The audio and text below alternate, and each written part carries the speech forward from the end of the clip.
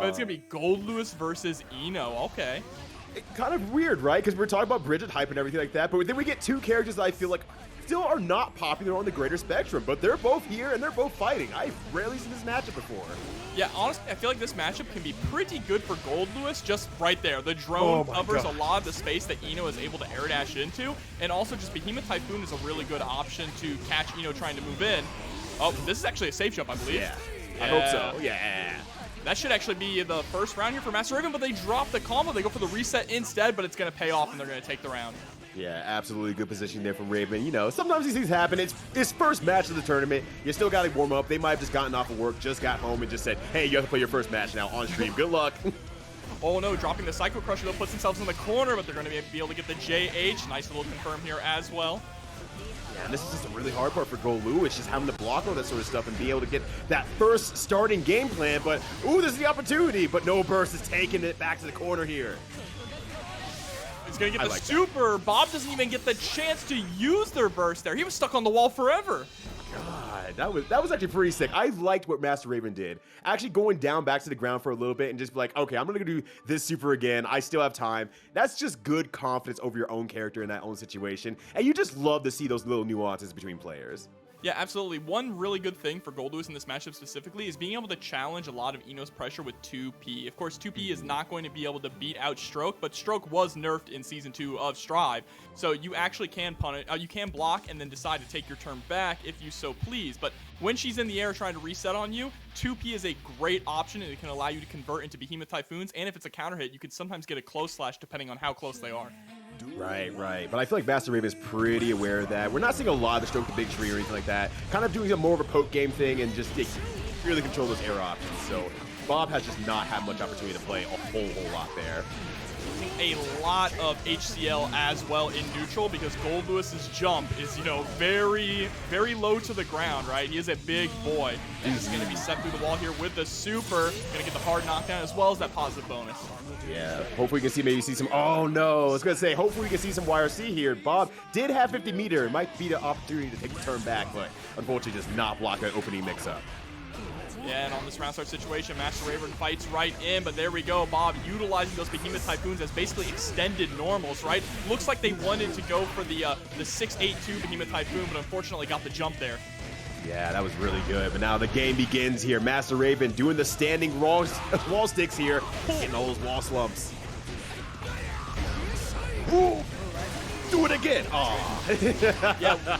One thing you're seeing from Bob, oh my god, what a pickup there with the 2K. You're actually seeing them drop a lot of the Behemoth Typhoons with those 5Hs. Usually Goldlewis players are never going to hit 5H if they don't have to. The burst gets blocked, and that is going to be 2-0 right now for Master Raven. Oh, that's very unfortunate. But I'll go ahead and finish your thought there, because I think I want to add to it. Normally, you see Goldlewis players don't usually throw out 5H. A 5H basically means I did not get the Behemoth Typhoon I wanted to. Even though that button was buffed, it's really rarely seen, only in certain matchups, right? Right. And, you know, I was going to say kind of like along that similar aspect, at the same time, it's just like,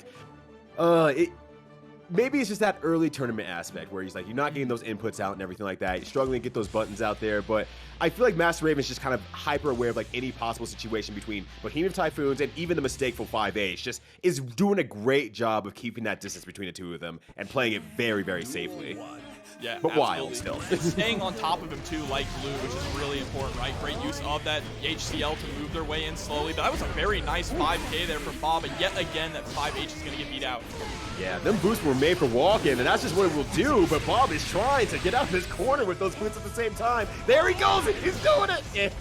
I think trying a spacing game here with the 2D, but there's the whiff punish with the stroke the big tree. Going to get sent all the way to the corner. Probably a wall break. Absolutely. At least it's a soft knockdown this time here. Bob just opting to backdash out. But now this is getting to the point of opportunity where Bob's just trying to make space, and that just gives Raven the corner now.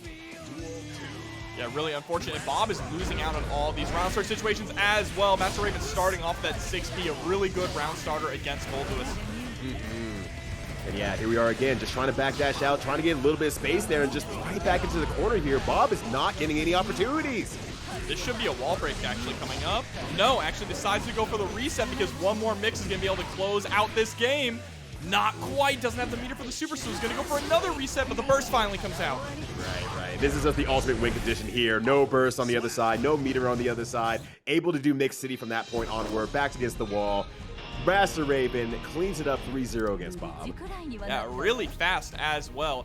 Kind of shocking to see because Gold backwards Yozansen, able to get TK Yozansen, just a lot of mix-up potential with her, especially when she tethers you as well. But it's going to be going up against the king of neutral, Kai Kisuke here, so it's not going to be quite an easy matchup.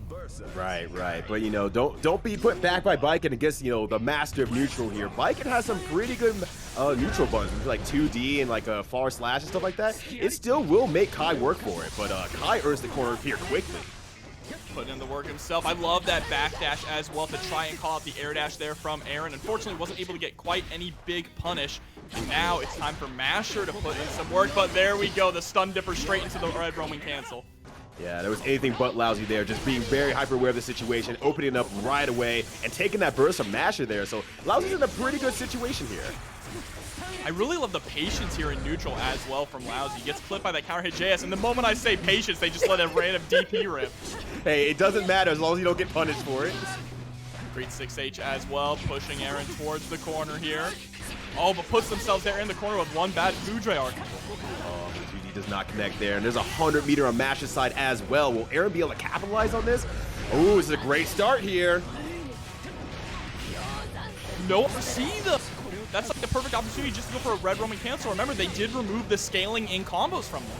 Yeah, absolutely. And even keeping up the pressure after Yozansen on hit or block is an extremely great opportunity. But the 6P of the gods comes out, and Lousy's feeling great.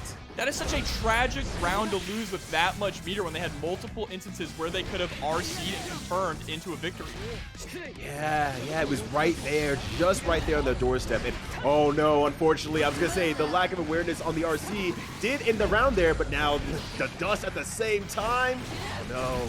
And Twilly the Kid coming through with a Prime subscription for 5 months. Thank you so much for the support. And there's a big counter hit 2D. This is Aaron's time to get something started, but the 2H is going to whiff. And Lousy does not care. Immediately goes right back in. Yeah, Lousy's actually getting away with a lot of really good stuff. I mean, it's very well placed, mind you, but, you know, doing a lot of air dashes into JS and whatnot. It's just kind of some missed opportunities from Aaron Masher to kind of get like some 6Ps out there, or maybe even backdash a little bit to get a bit more space. Yeah, absolutely. I feel like the main thing so far for Aaron is that they're just not capitalizing on these stray hits that they're getting, right? Whether or not they have meter or they don't, they really just allow it to reset back to neutral, and you don't really want to play in neutral against a character like Kai, especially with how patient Lousy is playing, just trying to force Aaron Masher to make the first move so they can force them to overextend and capitalize on it. Right, exactly. And it is paying out in dividends right now, and it's just working out so well. And a little bit of paying out in dividends. I see you all catching those codes in there. Thank you so much for the support. Keep clicking out that Matcherino, exclamation point Matcherino. Much love. All right, chasing in there with the IAD, JH. There's a challenge there, 2K2D. No pickup afterwards. He'll find out the corner here. Oh, uses the 2D to get under the stun edge. That's a great start right there. And oh, catches Lousy again, pressing something. And again. Oh my gosh. Unfortunately, Aaron Masher is just dropping a lot of combos here that could be leading to really massive damage. This round should have been over by now with the amount of counter hits that they've gotten. Yeah, that's the unfortunate part there. But Masher is playing properly. Played some neutral there, made Lousy guess, and every single one was a counter hit. So catching the opponent off guard is a very strong style of play. Yeah, but there we go. Lousy is able to take that round as well. And of course, it could just be tournament nerves here from Aaron Masher as well, you know, playing on stream. There's the counter hit, 2K into the 2D. And you're seeing Lousy is going for those run-up Foudre arcs as a way to try and call out backdash, trying to fake out the run-up throw, right? But so far, Aaron Masher is not biting. Yeah, Aaron Masher just kind of stood over each one and just watched the game of Leapfrog happen every single time. Aaron Masher, the master of Leapfrog. Oh, and there's that JS. JS is such a good button in this matchup as well. I want to see Aaron Masher using it way more. Baiken is very strong in the air. That is where she definitely excels in most of her matchups, but there's the Scum Dipper coming out, forces the burst. Now we're kind of in that dangerous situation there. You see that counter out come out a few times here and there, but Masher's just not using it, unfortunately, in like the actual situations where the pressure's really coming down. Oh no, this makes things even harder. Our 50 meter on both sides now. Trying to throw out that JD to call the preemptive jump from Lousy, but now is on the defensive. Oh, wow, Aaron with the really hard call at the run-up parry. Like, I saw it come out, like, oh no, if this works, I'm going to scream. And I thought it was going to. It did. It was just a bit too early. Oh, that's unfortunate. Yeah, pulled the trigger a little too early on that. Got beat out by the 2P, and now Lousy is up 2-0. Yeah, that was a play there, Aaron. I like it. I like it. And that's the one thing I like about Aaron right now. While they're not exactly confirming into their full damage and whatnot, they're playing pretty bravely, honestly. Like in a, okay, wow, they're kind of beating me. Their pressure's pretty strong. I'm having a hard time getting in. I have to fight that back, and Aaron is getting rewarded for that aspect for the most part. No, absolutely. They're playing neutral very well, right? They're able to score these big counter hits. It's just they're leaving the damage off the table, and that's what's allowing Lousy to really steal these rounds away. And that's also the scariest type of player in the long run, because it's like once they get that part down, that very like practicable part of the link, they're the most terrifying players to play against. Gonna break the wall with the DP. Positive bonus on deck. Just needs one more touch to go to set point. All right, going into here. Nice few jabs there. Once again, nice knockdown. Oh, there we go. Get a little bit more damage this time off of the Tatami mat ender. Oh, the close slash is an anti-air. YRC comes out. What patience there from Lousy. Yeah, good throw from Lousy. Aaron, though, was aware of the situation and tried to go for the counter there. So, I'll realize, yeah, YRC did come out. I'm going to try something. Hit JH is going to lead to some nice damage and a good situation for Lousy. Gets the 6H as well. You're going through the wall and one more confirm, and it is all over. So what can Aaron do here? Got no meter, got no burst, just has to go in and as much as possible. Doing a great job so far, though. Earns the corner. Oh, no. Tries to go for the same thing, but Lousy is too patient on defense. Aaron, I like you. I like you a lot. Hey, come on, I know you want to press a button. Just do it. Once again, having those players who really play against the player very well, like Aaron is once again very terrifying. Lousy? Parry this, please. No! No! I was really hoping Aaron would parry that, but unfortunately, no such luck. Tries to return, but has 50 meter. No! Just too far away. They had the right read, right? And I would have actually caught the back. Ooh. Okay. Okay. Now, we know Remi Celeste mostly as an Axel player, right? So Remi pulling out the Chipp here is going to be really exciting to see up against Squid. Of course, Squid rocking Kai. Yeah, maybe kind of the same mindset as Lord Knight, just feeling like maybe Axel's just not cutting it anymore. Maybe the game's gotten a little bit too volatile with the damage and Axel doesn't get to keep up as much. And Remi trying to do Chipp instead. Let's see how it pans out here, because I feel like Chipp is a pretty decent fit for Remi for what we know from their playstyle. Yeah, definitely more of like a whiff punish playstyle. And we're already seeing Remi play a little bit more of a footsies heavy Chipp, a whiff punish heavy Chipp. There they go. They're able to get that overhead straight into the fast RC, and that is when it really starts to roll, right? That's when you put the pedal to the metal with Chipp. Right, exactly. And moving forward after this, on top of the positive bonus here, is going to get a lot of meter for Remi to play around with, and you're going to see definitely capitalized combos here for sure. Yeah, and there it is. Uzumaki Barrage, believe it. That's going to be round one. I see you. Yeah, top W? Yeah. All right, great TP to start the game out here from SquidgeLuke. Ooh, and earns the quarterback real fast here. Let's see how Remi likes to get out. Oh, 6P pushing back there into the corner. Remi with the just block, though. Going to use the Alpha Blade to escape from the corner, but the burst finally comes out. Yeah, that's an unfortunate part about Alpha Blade against Kai. Kai cannot hit the Alpha Blade with the DP, unfortunately, so you do have to respect it. Love that OTG there into the Gamma Blade. Is going to get the 6P, drops the final hit of the Rekka, but escapes the corner immediately. 6P again at the same time. Like, Remi gets out of the corner, but then 6P comes back and slams Remi back into one of the other corners. It's just so consistent. I love that Remi is consistently going for 5K straight into a knockdown, right? For pressure, so that they can start running that offense. But they're able to get a big counter hit. What a tech trap there.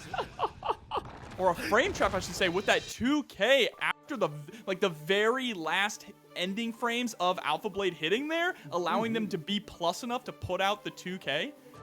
It's visually scary. It's logically scary, and it's something that you can't just react to. You just have to know the situation. And Remi is really good at putting out situations like, if you didn't know going in, you're going to die going out. Yeah, absolutely. Here we go, jumping straight into game two. I'm already liking what I am seeing from Remi Celeste tonight here with Chipp. I feel like for Remi, I kind of felt the same way when I went from Faust to Kai. It's like, you get like a little bit of a different play style, and you really embrace that really well, because it's like, oh, I have not gotten to rush down in a long time. I have not gotten to use a DP in a long time. And I think Remi's eating that up right now. It's, hold on, I have defensive options? Yeah, I get to play. I get rewarded for doing this? What? Ooh, great insta block from Luke, but still cannot punish it on the other end there. Remi moving out of the zone. I think coming right back from the alpha blade. Play this with punish game. What excuse me? Able to get the cross up confirmed with the counter hit. Jump cancel into J2K actually confirms? I've not seen that. I've never seen that. That's my first. I cannot say I've seen that either. Gets the pickup here in the corner, but drops the 6H. That's fine. He's able to bait out the DP and should be able to take this round with a wall break. Absolutely. Yeah, hit them with those sandals at the very end there. Those ugly ass Crocs, but Celeste is in there right now. K2D set up the heavy stun edge. This is where Squid needs to get the pressure on. Great throw. All right, we begin here. Maybe Luke getting a little bit of the feeling against Remi Celeste, not letting him escape the corner and doing a lot more frame traps. Well, Squid tried to answer there with the 6P, but Remi was just a little too quick. Gets the throw, and already Squid is all the way in the other coast. Has to hold this pressure. RC is available on Remi's side. Luke seeming like West Coast is worst coast here, pushing right back to the East Coast here. But Remi, once again, getting the opportunity to press buttons real fast and eating it all up. Oh, there's a run-up throw after the whip. Dire Eclair. Great awareness there from Remi, able to answer to that. And now you're starting to see, hold on a sec here. Oh, Dragon Install? Dragon Install real? It is real. That is a real block string there. Let's see if Squid can make it work. Right, the big lightning's out. Tries to cross it up. Tries to go for the throw. Jumps out. The funny part about going to Dragon Install, there is nothing special with Dragon Install happening. No, absolutely not. The only thing we got was basically the heavy stun edge getting extra hits, right, and doing some more chip damage. Right. Dragon Install still, you know, kind of not worth it. But I still love Luke 4 even more so. Great tech from Remi Celeste there. Gonna carry Lawrence in the corner here all the same. Oh my god. We love that. The spinner top going to be able to break the wall as well. Positive bonus, about to have 100 meter on deck. Yeah, just looking real good right now here. Has the 100 meter and yeah, YRC baits it out. Ooh, and actually tries to go to the air to maybe bait out the burst as well, but gonna keep the pressure on. Oh no. And there we go. Remi able to take game 2. I mean, I'm curious what Squid was actually doing with that JD. I'm curious if it was like a burst safe route to try and go for JD, and then if they see it confirmed, they go in to ride the lightning, because they had the meter available for it and they just neutral jumped. There wasn't really much they were going to be able to follow up afterwards at that range, right? Besides a super. So I'm curious if that was the intention. Yeah, I'm wondering if maybe that the JD was supposed to lead into like an air dash on confirm or hit, and then be able to continue at least the pressure from there as well, or maybe the super after, as you mentioned. But it just didn't come out there, and just trying to keep it very burst safe. And I mean, reasonable section to try to keep it burst safe against someone like Remi, because that would be the opportunity you'd be waiting for. And Remi starting off this round with a mortal counter, able to get in over the fireball as well. Keeping Squid in the corner. And you see how they're just slowly backing up to try and get that whip punish, but that's all right. An overhead will do it as well. Absolutely. Eating over his overhead is quite hard against Remi, because Remi is just playing at such a high pace right now. And a perfect there, the bonsai as well. I just feel like Remi's just smiling, having a great time. Like, wow, I get to do so much stuff now. I get to really play stride. Has less health though. Hey, that just means quicker opportunity to go to the snack bar if things go wrong. Exactly, right? Right down there. That 5K. That 5K is putting in a ton of work so far in this matchup. There's a nice stun dipper though. Gets the JD confirmed. Ooh. Is this death? Yes, with the OTG 6H. Beautiful stuff there from Squid. I'm a little bit surprised. I didn't think that 6H would have done that much on OTG, but hey, here we are. You love to see it. Luke finally getting on the board here, you know, some opportunity. I see Luke doing small little adjustments here, pressing the buttons out a little bit early, starting to do more whip punishes and punishes on Remi's approach, and it's paying off here. Oh, challenging there with the 2K 2D. You're right, Squid is starting to really bring things back little by little. There's a gold burst. This is their opportunity. Yeah, this is a great opportunity here. All right, gets knocked to the corner here. Oh, backs off. Understandable. 100 meter against Kai. I wonder what they're going to do. Oh, answer your DP. Recovery with a DP. You'll love to see that. Oh, my God. That's a sign of respect right there. Oh, Great yeah, stun there we go. dipper. Closing it out there, and now Squid is finally up around here, or up a game, I should say. Excuse me. No, very, very good stuff. That just slow adaptation to the last few rounds. I've seen it kind of like over the last two matches where, yes, Remi has taken the match. Squidge has just kind of been tossing the little things like with 2K in there and starting to add a little more frame traps in there. And now it seems to start to pay off here. Let's see if Remi does catch on, because Remi is definitely among the best of them. So let's see if it beats the rest of them. And that's one of the things, though, specifically about fighting Chipp, right? Is Chipp is just so high octane and so fast that it takes a while to adjust to the type of player you're going up against when they're piloting Chipp. Exactly. And while Remi is playing it very excitedly, Remi is definitely playing it very smartly. Like, you can see all the options that are being made here is done out of like setups and safety, and not just I want to do this thing because it's funny and hilarious. Yeah, and you're seeing Squid start to really rely, though, on those P and K buttons, right? Throwing out a lot of 2P, a lot of 6P, a lot of 5K as well. Fast buttons to try and catch Remi Celeste. And it's working out pretty well, and at the very least, keeping things a little bit more safe for Luke and not having to throw out so many wild buttons in there. And case in point, throwing out something a little bit more wild there, Remi catches it right away. Oh, gets the overhead. I think Remi has hit that overhead every single time so far. Here we go, super to break the wall. Not going to be quite enough to kill, but it's going to put Luke in a very difficult situation. Yeah, poor Chipp. Actually doing a super and getting basically chip damage out of it. Gosh, it hurts so little at the end of combos. Remi is on set point here, but Luke is going to be the one to get the first blood. Going for a nice overhead mix-up there, but Remi holding back and blocking all of it. Oh, just keeping it super calm there. That's definitely that Axel gameplay coming through, just like saying, like, hey, if you take off board all my actual unique defensive options, I can just play defensively and wait until my turn.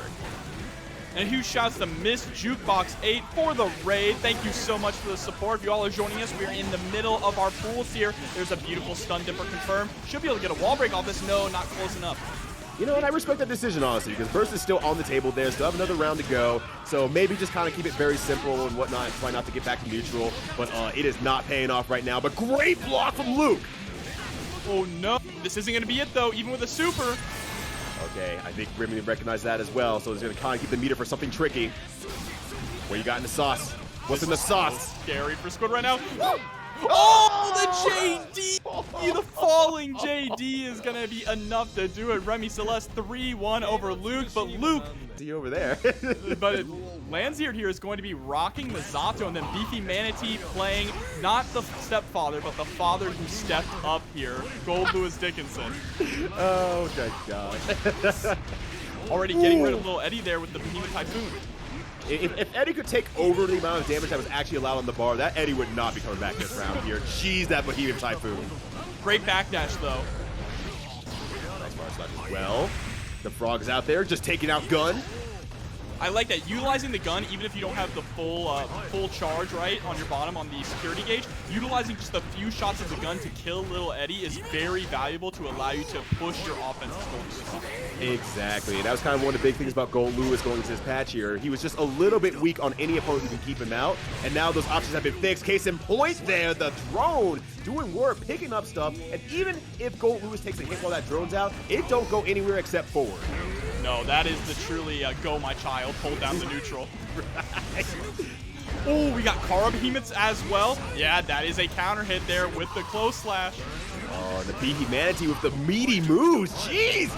My gosh, BeefyManatee has not been touched this round so far. All right, commentators, Chris. Yeah, finally the 5P comes out, right? That is the Zato special, but gets taken out of the skies with the JS. God damn! I'm sorry, Goldlewis's move is just, oh, it feels like it hits so hard. I feel it in my own chest, too. No, BeefyManatee really playing that matchup to perfection. And this is another matchup that can be very scary for Zato, right? It's a very, we say it a lot with Goldlewis, a feast or famine matchup where Goldlewis doesn't have a lot of great tools to really get out of the Zato pressure, but if they can weather that storm and they can knock Zato down, Zato has no defense. So that character is about to get obliterated, and looks like they did get obliterated because Lanxeared is going to be bringing out May now. Yeah, it's like, all right, you want a battle of strength and heavy arms? We got heavy arms here. Oh, has to burst early though. The drone is out now. JS is doing so much work right now for BeefyManatee. Oh my gosh, and it begins here. What are you gonna do? Oh, you're gonna get counter hit, unfortunately. Thankfully for Lanxeared, it's just like most of the wall has broken away. You didn't die for that, but it's now good luck getting in and keeping it going for the next like 20 seconds. JH in the air. 2K2D, and my god, BeefyManatee is just putting Lanxeared in a Typhoon Lagoon right now, honestly. Yeah, definitely having a hard time weathering the storm here in this Typhoon for sure. But Land making a comeback here. Oh, and finds themselves in the corner. That's so unfortunate. And there's that Kara again. Oh, the counter hit far slash. A little too far away to pick up with the 2S, so opts to set up the Oki with the drone. And there we go, down with the system to break the wall. You're dead! Oh my god! Did the level 3 version of it as well, flexing on these fools. This dad is stepping more than up. He's stepping on everyone. He's about to send anyone through the wall who dare talks bad about his daughter, all right? and me too, by the way, you know. Yeah, Bridget absolutely. is precious. I will also protect Bridget. We have to protect that smile. Yes, absolutely. The dude weed smile. Yeah, exactly. that half crap-eating grin smile, that little gremlin smile, perfect, 10 out of 10. But gonna stick it out here with Mei, opting not to go back to Zato. I think that's fair. I mean, Mei is also a character who lacks a little bit of those defensive options, but has a little bit more in the way of the movement options. So maybe that's where Lanxeared feels a little bit more comfortable. Yeah, I mean, we did see Mei in top 8 of EVO, right, with Slash. So Mei is definitely a more solid character than a lot of people in the West will give her credit for. There's that counter hit 5H, forcing the burst there out of BeefyManatee.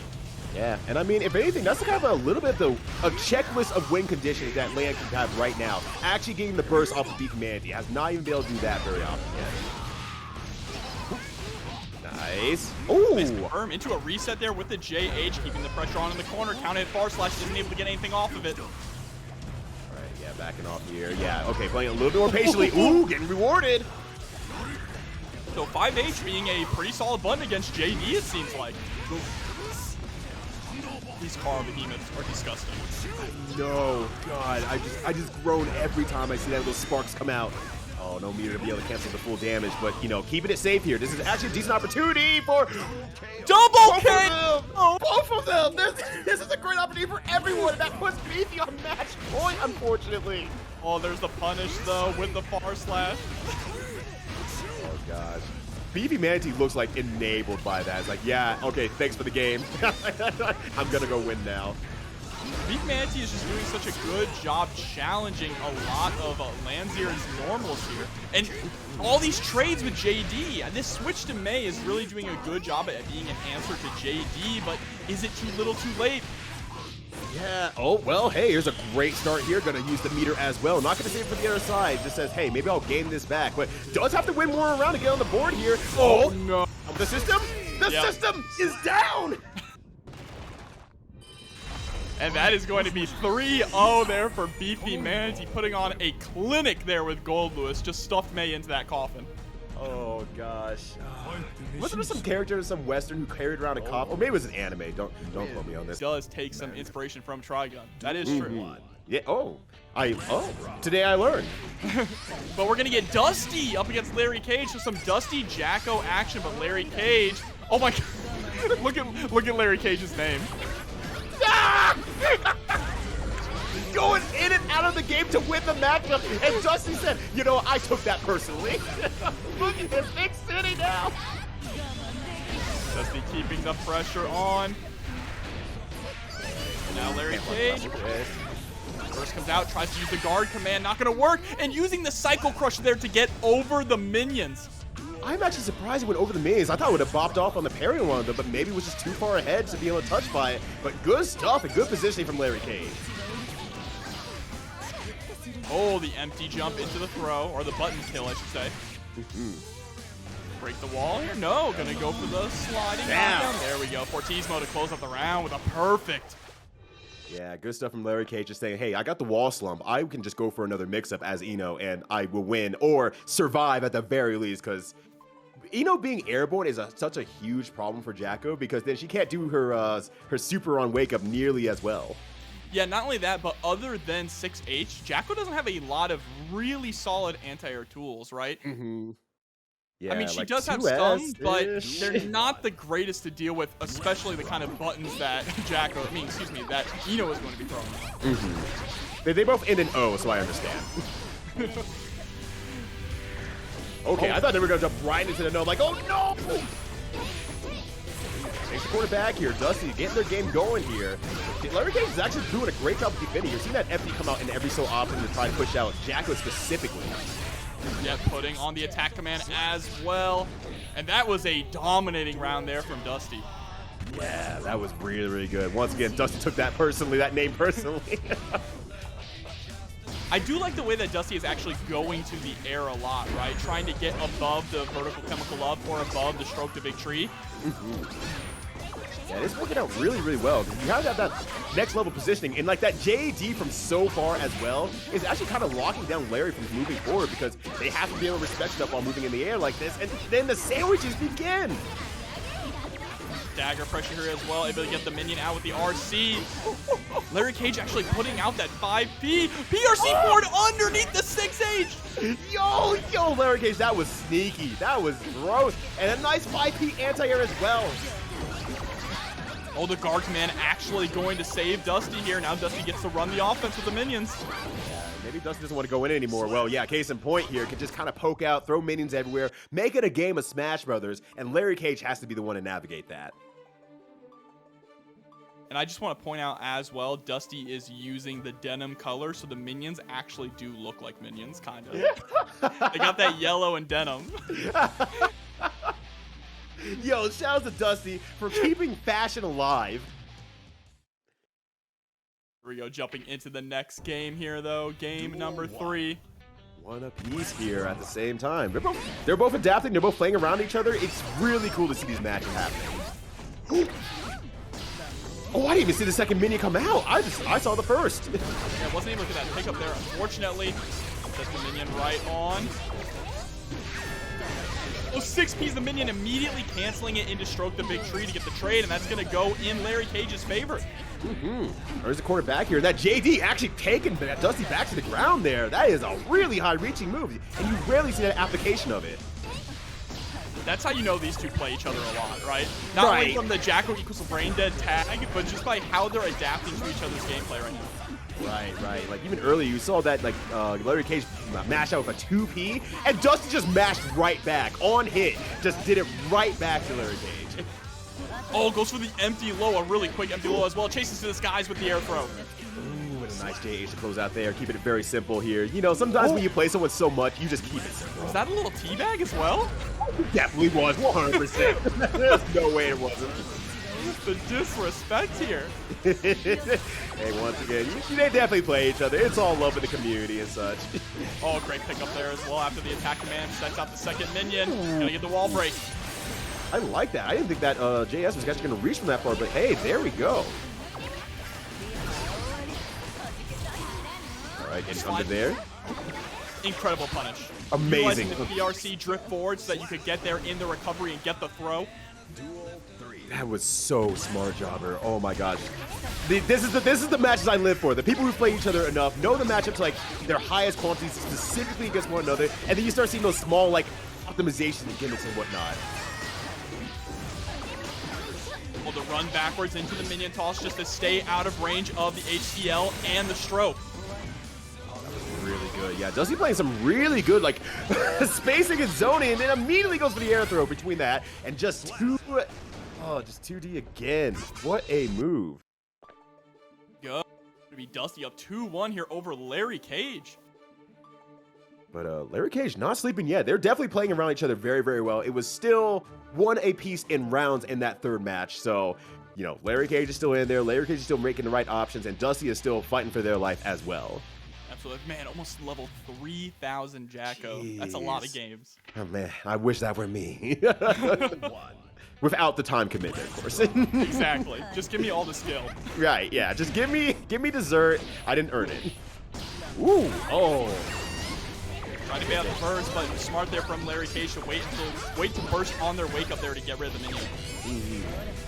Absolutely. And kind of even on top of everything else here, like, Dusty is just doing a great job just kind of doing mid control and doing a lot more parries from further away. And it's making it harder for Larry Cage to kind of do those dashes in.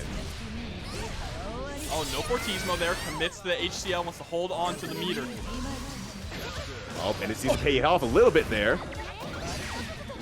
Stroke underneath the minion. Oh, immediately answering with an anti-air Fortismo. Oh, and the T-Mat! Yeah, well, again, Larry Cage. Larry Cage doing everything to get Dusty riled up. And I'm like, you're on the losing end, Larry. What?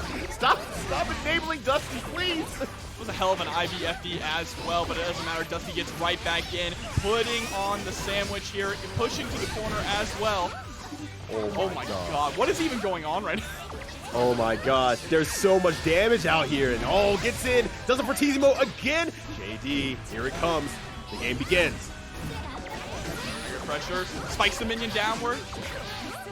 Wow, what a confirm there from Dusty. Is on set point now. Yeah, there's just a certain point where just Larry has not been able to get past a certain point on Dusty. Dusty's been playing very, very well, keeping Larry out. Oh no, and the gold burst misses. Kind of a Hail Mary moment there for Larry Cage. They might not be able to build burst back by the time this round is over. Here we go, Elysium driver in the corner. All right, God, the damage on that is so good sometimes. Oh, just immediately with the close slash, Larry Cage caught, just not even holding back. All right, so we got Faust versus Happy Chaos, and this is a little bit of a struggle for Faust here. Unfortunately, just getting zoned out and has very similar range buttons at the mid-range. It is very, very much, well, and personally, very much in the favor of Happy Chaos. Yeah, Happy Chaos does such a good job at just whiff punishing Faust as well. You cannot afford to whiff 2H or whiff bar slash in this matchup, right? Yep, exactly. And then, oh my god, the 2K beating out the mix clean, not even a trade. Deus Ex Machina? No! That actually would be able to close out the round as well. Instead, just breaks the wall with the 6S. And even the cancels as well. Oh my gosh, the Kara dash cancels as well is just keeping CPU locked down. All right, starting the round there with the 2P, able to get a little clip, but you're not going to get too much off of that even on a counter hit. You're seeing CPU is trying to weave in and out just to not get clipped by those incredible buttons that Happy Chaos has. Right, and kind of unfortunately for Faust in this matchup, he's like, once you get in, you kind of have to stay in and start doing your mixes right then and there because you have to really capitalize on that lack of defense that Happy Chaos has. Ooh! Unfortunately, throws a little bit too early, so CPU gets the throw and earns the corner. What do you got for the mix? Oh no, the gold burst comes out here. RC forward! It's going to catch him with the hitbox. That was so good, and Afro coming out as well, but oh, just runs right past the Afro. Oh, CPU needed that, but CPU got this. 4? 4!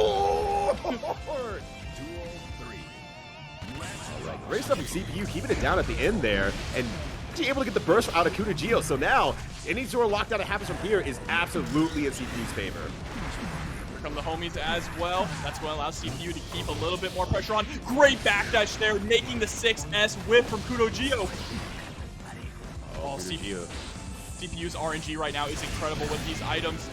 YRC in the air, tries to fall with a JD, but KudoGio answering with a 5P, and so does CPU. Oh gosh, these 5Ps are doing a lot of work in the close range here for CPU and KudoGio both. Oh no, the dust into the bullet is so good. Oh, there it is again. Speak of the devil, and it will appear. Gets the slump in the corner as well. The second one. All right, KudoGio, do it again. Goes low this time, straight into the overhead. Oh no, 2 in a row. No! Oh, a third one again! Oh my god! That was death by 1,000 shots right there. Yeah! Just one with the right and a shot with the left. Jeez Louise. CPU got put in the corner and then just could not play the game at all. And that is in true Guilty Gear fashion, right? You want to make your character not even get a chance to play the game. Right. And that's Happy Chaos' specialty. You might be thinking, oh, it's because, Happy Chaos has a lot of good gunplay and good normals. That's his specialty. No.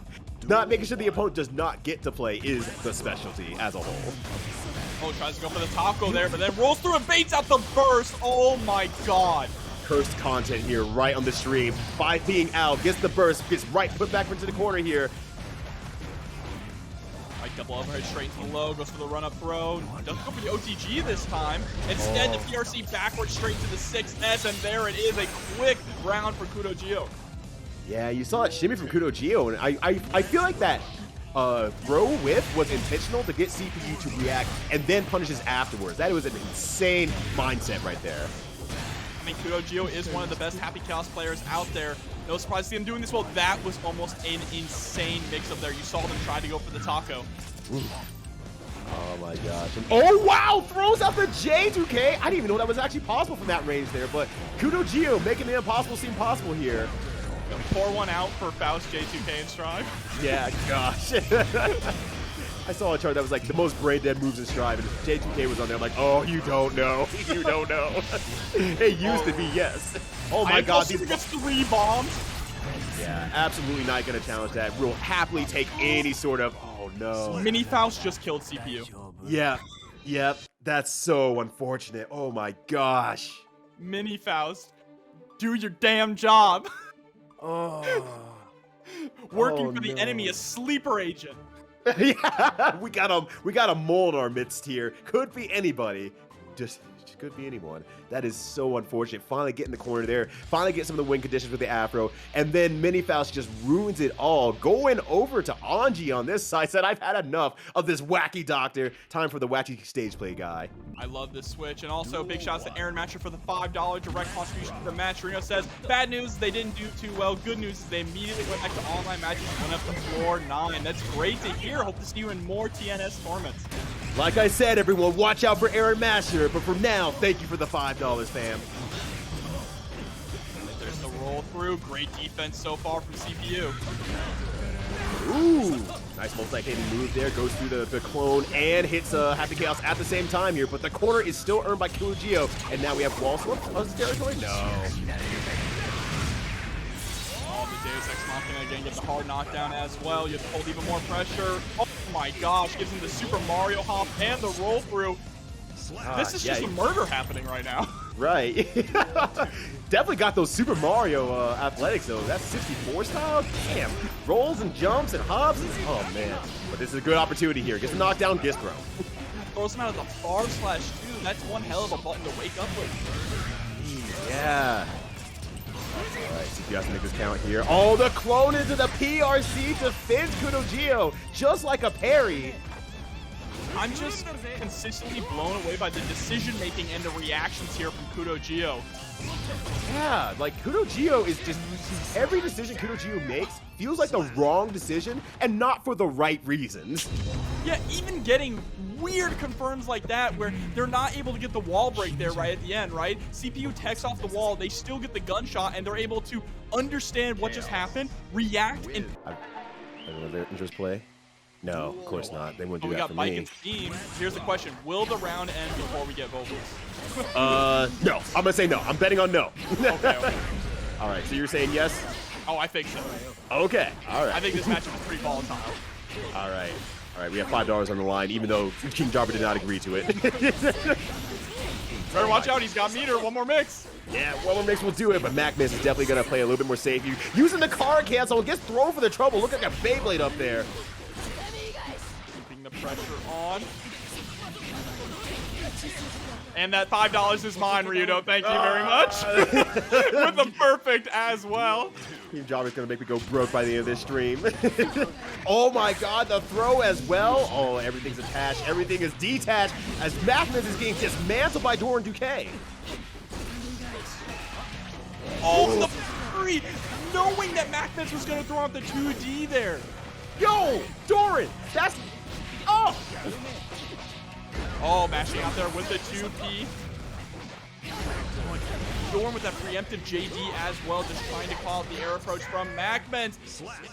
MacMens didn't get to play. Insane stuff from Doran 2K. We know that MacMens is an incredible player as well. We see them every single week here at TNS, and just getting manhandled there by Doran.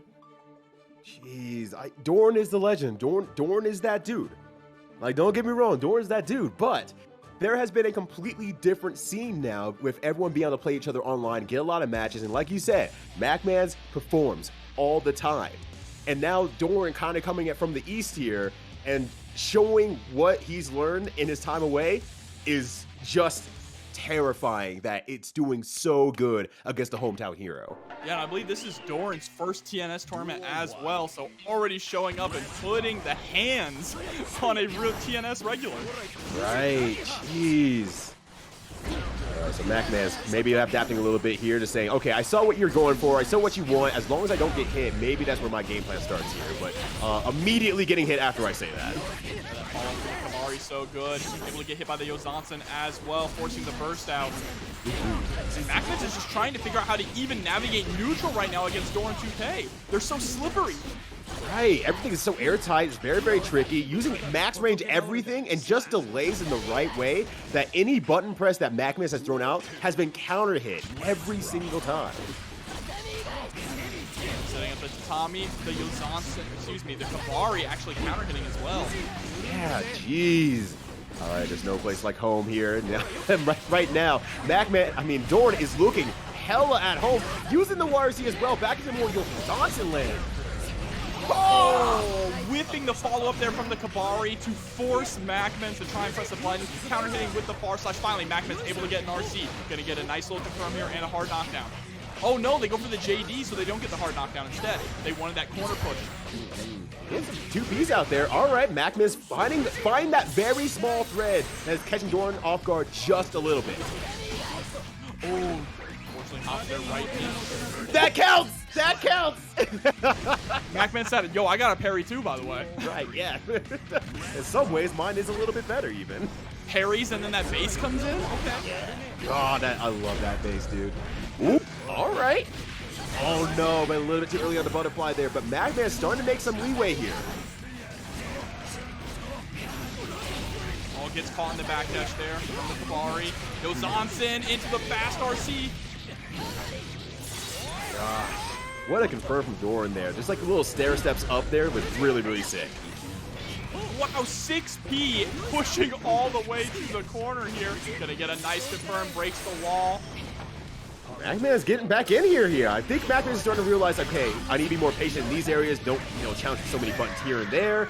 And then I can play more of that neutral counter game. And I think that's working out pretty well for MacMens. But Doran, once again, no stranger to Guilty Gear, has seen this sort of setup a long time and is playing around it very well all the same.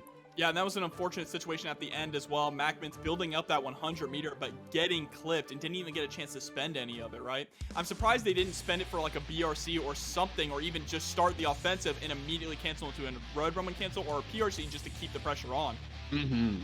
Yeah, that is a little bit surprising, honestly. And I think it's just a shade overwhelming, right? It's something that's a little bit different than what you kind of see in like the quote-unquote norm. And it's like, oh yeah, you're so concentrated on doing one thing that other thing kind of slips off a little bit. Yeah, and I think things like BRC would be pretty decent in this matchup against Doran specifically, just because of how mobile he is as Baiken, and it's kind of hard to keep track of where he is and what he's doing. Yeah, no, absolutely. See, and that's just the kind of stuff that Doran will do, right? Like, oh, cool, I'm mid-screen, and you have not shown me that you've solved this problem. This is your problem now. Do something about it. Oh, the Yozansen as well to make sure that they cover gets the super as well with the wall break. One more interaction, and MacMens only has one more life to live. Oh, that JP into the safe jump as well with a 5H ender for the OTG. Everything is just being capitalized on with Doran. Great throw right there from MacMens, though. But is back onto the defensive yet again. Finally able to get that 2S, but too far away to pick up. 6P is going to land, though, putting Doran in the corner. All right, and nice throw to the corner here. Verify again, doing great stuff here with the Okazeme. MacMens looking good here. There's a spin and gets the close slash as well. MacMens answering back with a perfect of their own. Oh, that is great stuff, MacMens. Sometimes when you have your back towards the corner, you just got to find the fight inside of you. Oh no!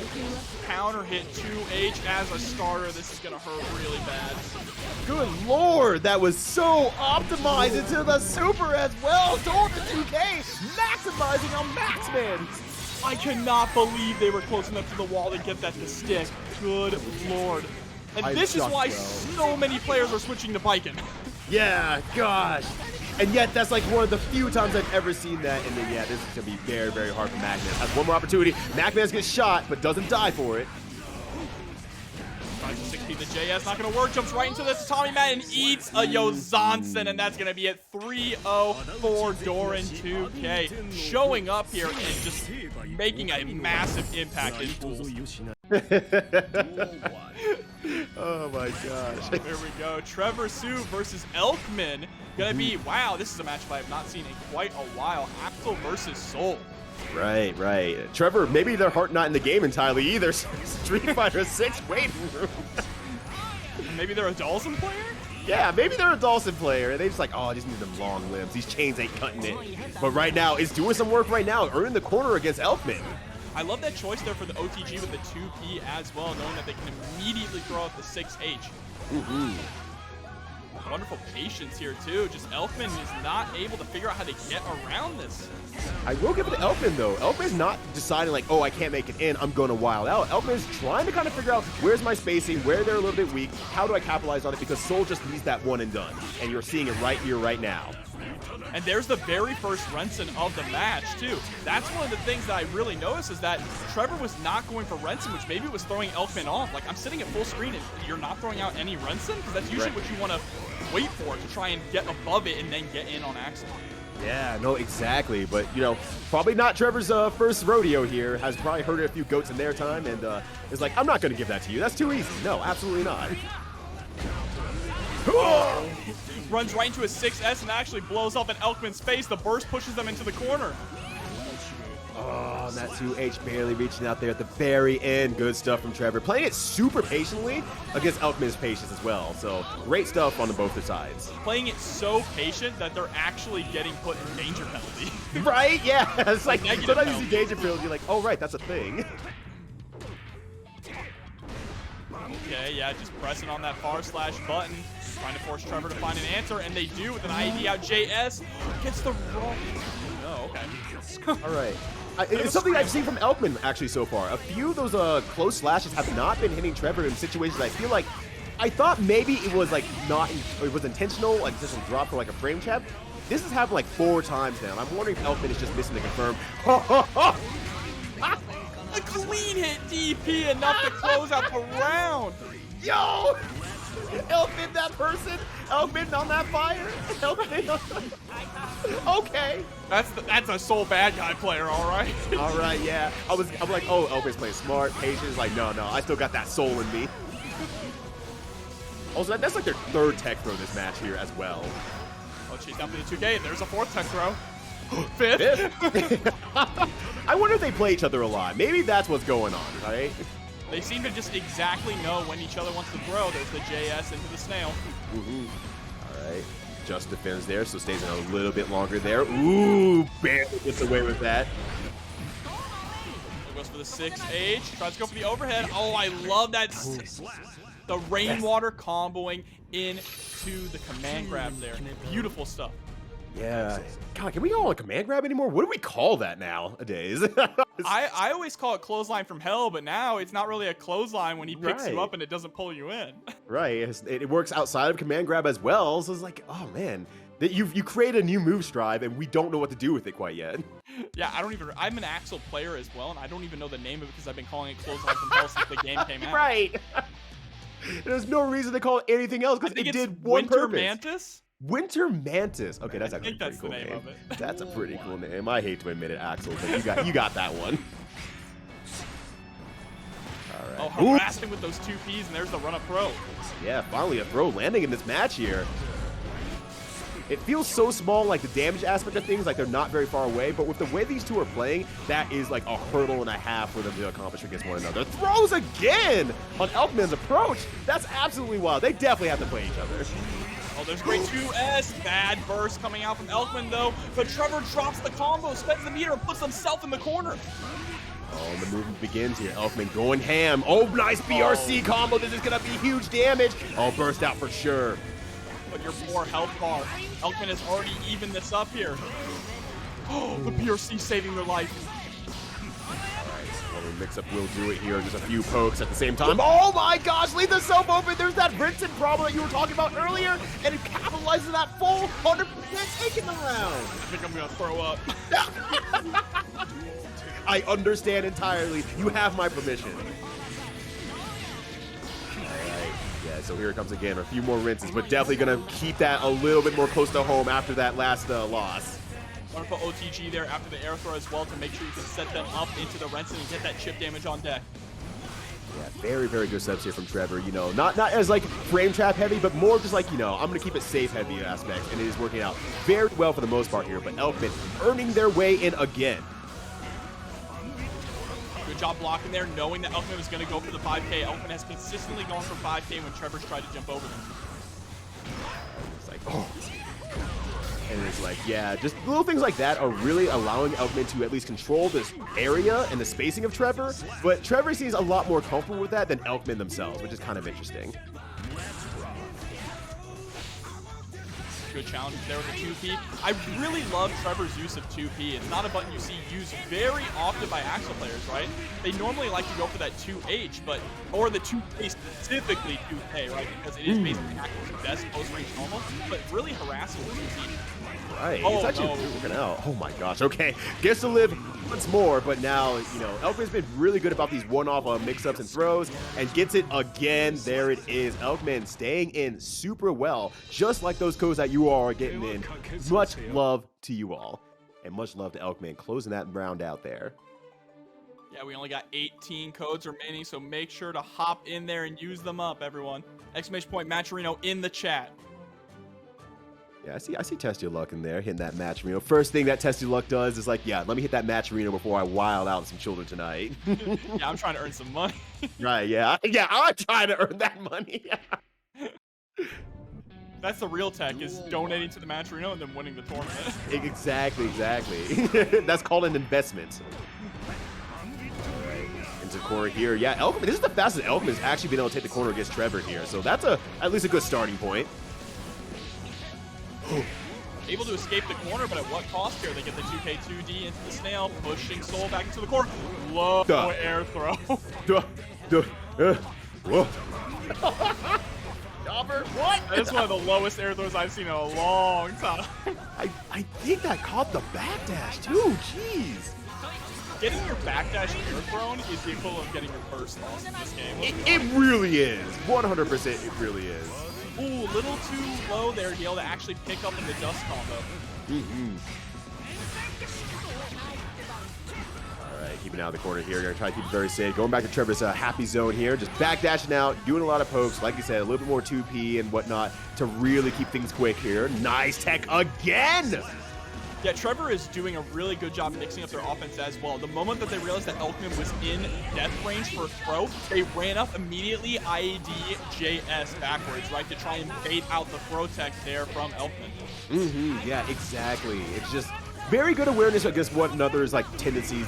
I'm full 100% convinced that these two have played each other all along. Especially knowing how much they have teched each other's throws so far in this match, that was a really good call out from Trevor. Right. It's a weird thing to say that, like, there's been more tech throws than there's actually been throws in this game. All right, they're trying to even that number out, though. Yeah, has to burst that. Has to burst that. As well. Yeah, life or death situation. Sometimes you just gotta let it rip. And Trevor's gonna go 2-1 right now over Elkmin. Right. To quote a certain Smash player, sometimes you have to go out as a buster. And, hey, as long as you did your best in that regard, there you go. You have the next round here. You're not done yet, Elkmin, and you're showing a lot of adaptability against Trevor. What's the saying, Rio? It's better to have burst and lost than to never have burst. I like this. I like this King Jobber Bible study that we got going on here. Here we go, jumping into what could possibly be the last game. Oh, well, that's a great start to it for sure. Nice little damage and in the corner here as well. Oh, tries to do that jump back JS again, and Trevor just 5Ks, no problem, takes the cornerbacks. Protect though, Just is gonna hit, not ready to confirm off of you, but what a confirm off of that JK, very low to the ground, and there's the wild throw straight into the RC. Elkmin turning that round around so fast. And there's like, I ironically feel like that's something that Elkmin should have been doing a long time ago. If they're taking that many throws, he should have been command throwing the entire time, because that is not throwable by normal throws. Absolutely not. And I think we're going to see Elkmin lean into that a lot more now. Right. The reward for it is massive, especially when you have meter. Oh, yeah, absolutely. But first of all, Elkman's got to get in, and Trevor right now is sitting super pretty. I think that's perfect. Absolutely it is, and that was a beautiful pickup there too. Was able to get the snail to beat out the bandit revolver, picked up with 5P immediately into the Winter Mantis. Yeah, very good confirms right now from Trevor as well. Just hitting that Winter Mantis and just making sure to confirm off of everything. Just maximizing all play here, but Elkmin finds the corner once more. Gold burst though.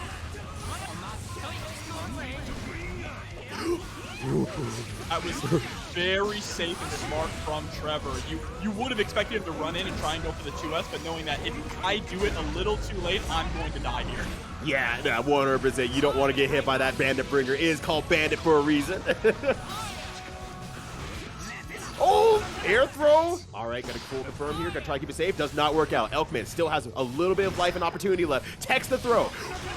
And oh no, that's really unfortunate because Elkmin slowed down and didn't commit to any options afterwards. Actually got the slash to whiff, but wasn't able to do anything afterward. Good stuff. For sure. And no, chat, I am not wearing a Magikarp shirt. Magikarp shirt. It's a David Bowie shirt. Hey, nice Magikarp shirt, by the way. Thank you. Oh gosh. Well, speaking of Magikarp, we got the water type Water 1 here versus Justineola. Oh, Justineola trying to go for that throw bait there with a run up Udrear. Ooh, and I love that setup from Justineola. Using that close slash to get a dash in afterwards and try to do a frame trap, and then immediately back dashing if the throw does not work after that. I also love that as well, using the breaking the wall to get underneath. And okay, ride the lightning. Gonna be able to get a punish? Yep. Yeah. Punish and corner. That's a little bit of a unfortunate thing about ride the lightning. If you whiff it, you just cornered yourself, no matter from where. But Justineola able to take that first round. Ooh, good patience there from Justineola, realizing that they hit the Eddie instead and just kept it very, very patient. Able to chase down with the JH, try to pick up with the 5H as well to get that upwards bounce, but just a little too low. And there's a 2H coming out from Water 1. That's going to force the burst from Justin. Yeah, but Justin making the most of that burst for sure. Water bursting right back here. Look like a water balloon. That's looking very good, though. Trying to earn the corner out of the corner here. Nice 6P. Where are all these disgusting DPs coming out? We saw one before in the very last game, and then we go over to Justin with Kai and just lets another one rip. That was so good. And actually, on top of that beforehand, actually using a jump back to make sure that the jump dust or jump S situation does not mix up between the Eddie and sandwich stuff, and then DPing afterward because the approach continued on anyway. That is nuts. That is just really good awareness. Great stuff from Justin. Wonderful stuff to see. I'm glad to see the Kai army is still strong here in Season 2. Hell yeah, gamers. You love to see it. All right, great punish with the 2S there. Oh, but Eddie coming out there with the anti-air drills. Oh, chasing through the skies there with the JP and into the JS. The trade, though, is going to be in Water 1's favor. Ooh, gonna get corner here as well. All right, good stuff here. Water 1 getting a little started, getting their flow back here. Oh, I love this use of Invite Hell as well. Utilizing Invite Hell as a grounded option to prevent Kai from stun dippering in is incredibly smart. Yes, no, exactly. That's the kind of thing you need to do. Just being one step ahead of your opponent so that you can get Eddie to start playing is exactly what you need to do with Zato, so Eddie can play. And I think we're starting to see that a little bit from Water 1 here. All right, JD to get over. Oh, they saw a pose and immediately ran up and through. Right, that was some Kai Gaming there. That was maximum hashtag Kai Gaming. Oh, and speaking of Kai Gaming, here we go. High damage off the situation. That was really good. Justin going for 2P straight into heavy stun edge that close. That is high confidence that your opponent is not going to challenge in any way whatsoever. No, absolutely. Justin's really playing this, like, this game very well. Backdashing out, keeping a lot of respect against Water 1 and forcing Water 1 to whiff a lot of moves, and that is where Kai shines, and Justin is looking like a diamond right now. High pressure is on here, though, from Water. Goes for the double overhead with that JD. It's going to connect. Oh, 2H a little too far away, though, but that is actually going to keep Justin in the corner. Oh, okay, burning through all the Eddie media there, just letting Eddie run out here. Let's see what Water can do by himself. Invite hell. It is doing so much work right now for Water 1. Finally, it pays off in the exact way they were planning for it to, catching that stun dipper, and it's going to allow them to take this game. Yeah, Water doing a great job preventing Scum Dipper from actually stealing anything and doing it at the right times. Like, starting to get that kind of like understanding of like, all right, Justin, you're kind of doing these things at these times, so I'm going to start throwing Invite Hell out here and doing it just early enough that if Justin decides to try jump and air dash, there's enough time to probably 6P at that point too. But let's see if Justin's able to adapt to that as well. I mean, Justin has been doing a really solid job playing this neutral and capitalizing on big hits. That is the main thing, right? You can play neutral as immaculate as you want in Guilty Gear Strive, but if you cannot capitalize off those random hits into massive damage, you're not going to get too far. Exactly. And that is something that is happening right now. You can see just the high level of play that we're just finally getting in Guilty Gear with more of that Samurai hoedown aspect of games. Has the meter now to go for the Stun Dipper RC, but try to go for the run-up throw this up. Ah! Okay. Okay. Justin is showing a side of Kai right now that I love to see, absolutely. So do it again. Okay. Raw ride the lightnings. Yo, Raw the Lightning absolutely rules. Run straight into the far slash though from Water 1 at round start. DPs and kills Eddie and doesn't get punished for it. In fact, they actually punish Water 1 for trying to hit them. That was absolutely insane and horribly unfortunate for Water 1. And Water 1 is just on the back end of all that situation. Gets Eddie back finally, and Justin just completely backs out and says, yeah, look, I know I stole my turn there. It's yours now. Yeah, and the moment that Eddie came out, you saw Justin didn't press a single. Oh my god, ride the lightning again! Oh my god! Justin's just Raw the Lightning all the time and doing it all the right time. Baits out the burst here, has the positive meter as well. There's going to be so much work that needs to be done here by Water 1. I mean, this is a hard way to come back in the forbidden air dash there with the BRC, able to get the J8. Justin taking this up 2-1. Oh my gosh, Justin is... That's a scary kind of player, right? The player who has just enough confidence to not exactly confirm all their single poke hits all the time, but then actually run in and do a super. Then you have to stop pressing buttons when they're running at you. And it's just like, that sucks, because then you have to let them in for free. And that's where Kai gaming begins.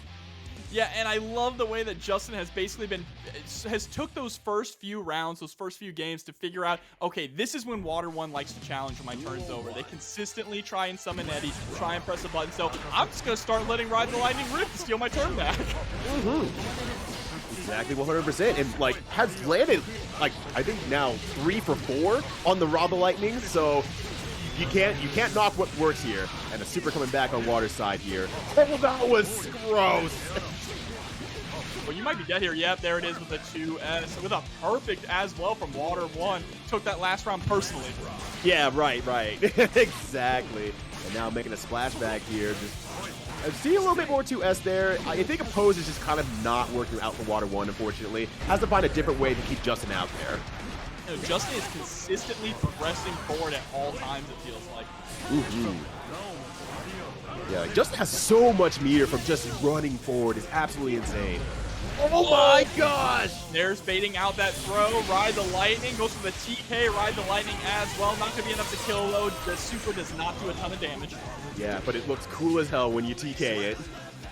Yeah, and the run up 5K. That is a standing low. That's going to take the round. And Justin is now sitting at set point against Water 1.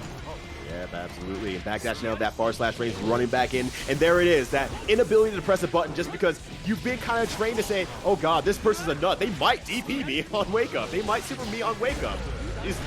It's their world. It is their world. You're living in it. And Water's going to get drank up here soon. Oh my gosh. Conducting all the electricity from Justin. Water has been shocked. You took it right out of my mouth. I was like, how can I make an electricity and water pump? Not seeing them nearly as much in these tournament settings, I feel like.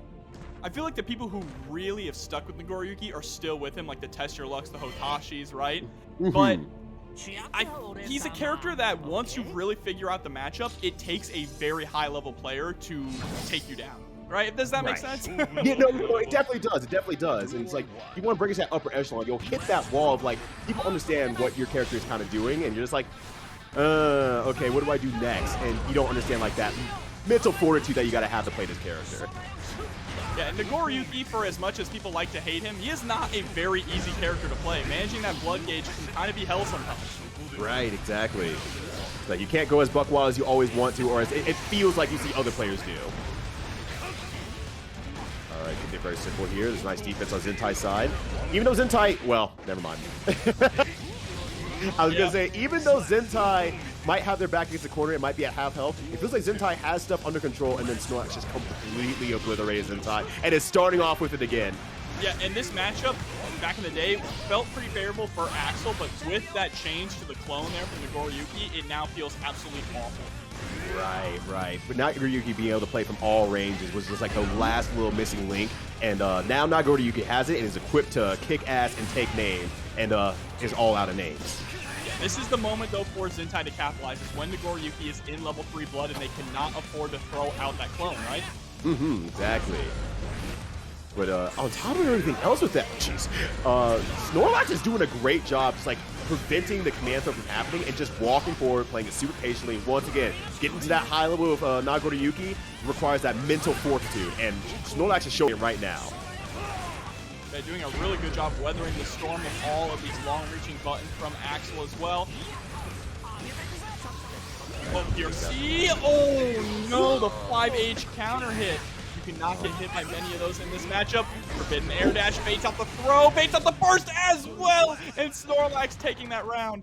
I did not realize 2slash recovers fast enough to actually be a burst bait. Like, I'm legitimately surprised by that, but Snorlax is showing great control over the Nagoriyuki character, playing it at a very good pace, playing it very slow, not going ham at any part that's like, oh, I'm taking a guess here. And it's working out super well against Zintai, who's trying to keep that game out, but Snorlax wants to play that game as well. Yeah, very well said here. We're going to see if Zintai can actually keep that zoning game up, though, against Snorlax now, because that was the main opportunity. The real, like, strongest matchup for Axel is when Nagoriyuki is in level 3 blood, and Snorlax was still able to get through the storm and take the first game. No, absolutely.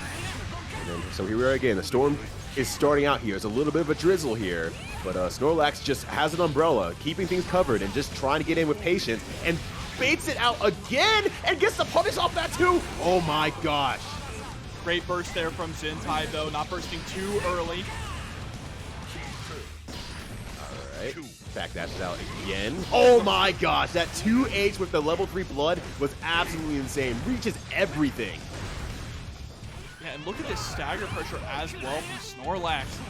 Doing such a good job getting over the Rensons, has backdashed every single command grab so far. Yeah, that BeefyManatee is not getting the play whatsoever. Well, case in point, never mind. Yeah, I'm just a dirty liar, y'all. Oh no! Zintai actually dropped the Axle Bomber. That's so tragic there. That would have been enough to close out the round with an Axle Bomber in the corner. Yeah, that's so unfortunate. It was right there, and Zintai needed that, but Zintai's still in a good position here. Has to make some sort of move here with Snorlax, and unfortunately does not get the opportunity to. Yeah, it was getting very dangerous for Snorlax as well. Was in Chipp range there, but got caught trying to jump. But now, yeah, maybe Snorlax not letting that opportunity happen again. I think one kind of big thing that's happening that Zintai is starting to catch on to is that Snorlax likes to press a lot of kind of that very slow, parsed out buttons. And if Zintai waits long enough, Snorlax will push themselves out because they're not using the mirror or the special moves to get back in. Not only push themselves out, but push themselves into level 3 blood, which is what you're seeing. Zintai, with a perfect. Oh, that risk gauge didn't work. Holy shit. Zintai's strategy seems to be to allow Snorlax to put themselves into level 3 blood and then going, okay, now I can play my game. Right, exactly. And there it is again. I mean, a bit short of level 3 blood, but is exactly what Snorlax is looking for here. Now, has the corner again, just needs to get the burst out of Zintai, and then it is all gravy from there. All right, 5P. 5P is a really good button in this matchup. Oh my gosh, that sucks so much. The game did not know what to do with that. Was like, oh, that was a full risk 5D mortal counter. Yeah, that game chunks like, I don't know what to do with this information. Holy crap. Oh no, Zintai trying to throw out the 6P is going to pay for it there. Gets whip punch with the 2S. RC is going to be able to close out game number 2. Snorlax up 2-0 over Zintai right now.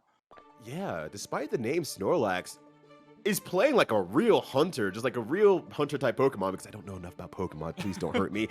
But just really kind of just slowly hunting it down, wearing Zintai out with just slow movement, kind of getting to that level 3 blood, that 5H range, and then making sure that Zintai can't just freely press buttons the whole way there, and then eventually getting in on a good movement. It's so scary to see that sort of predator-like play.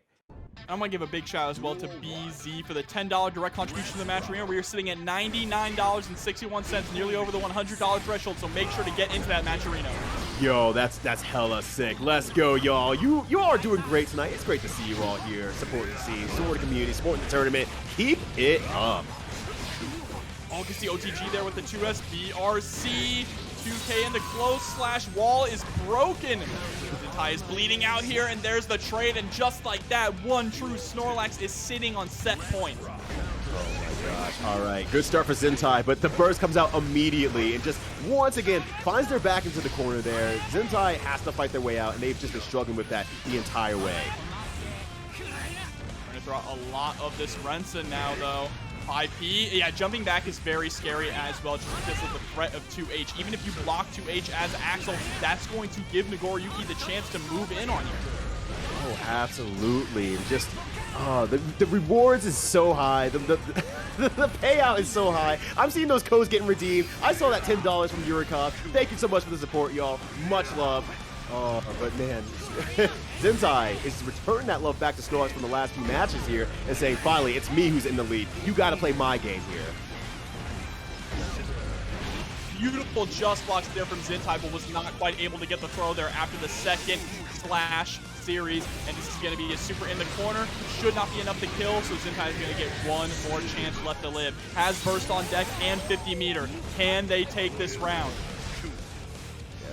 Swing there, just make sure that, you know, Zintai doesn't do anything too crazy. The YRC's out, still got burst on the one side.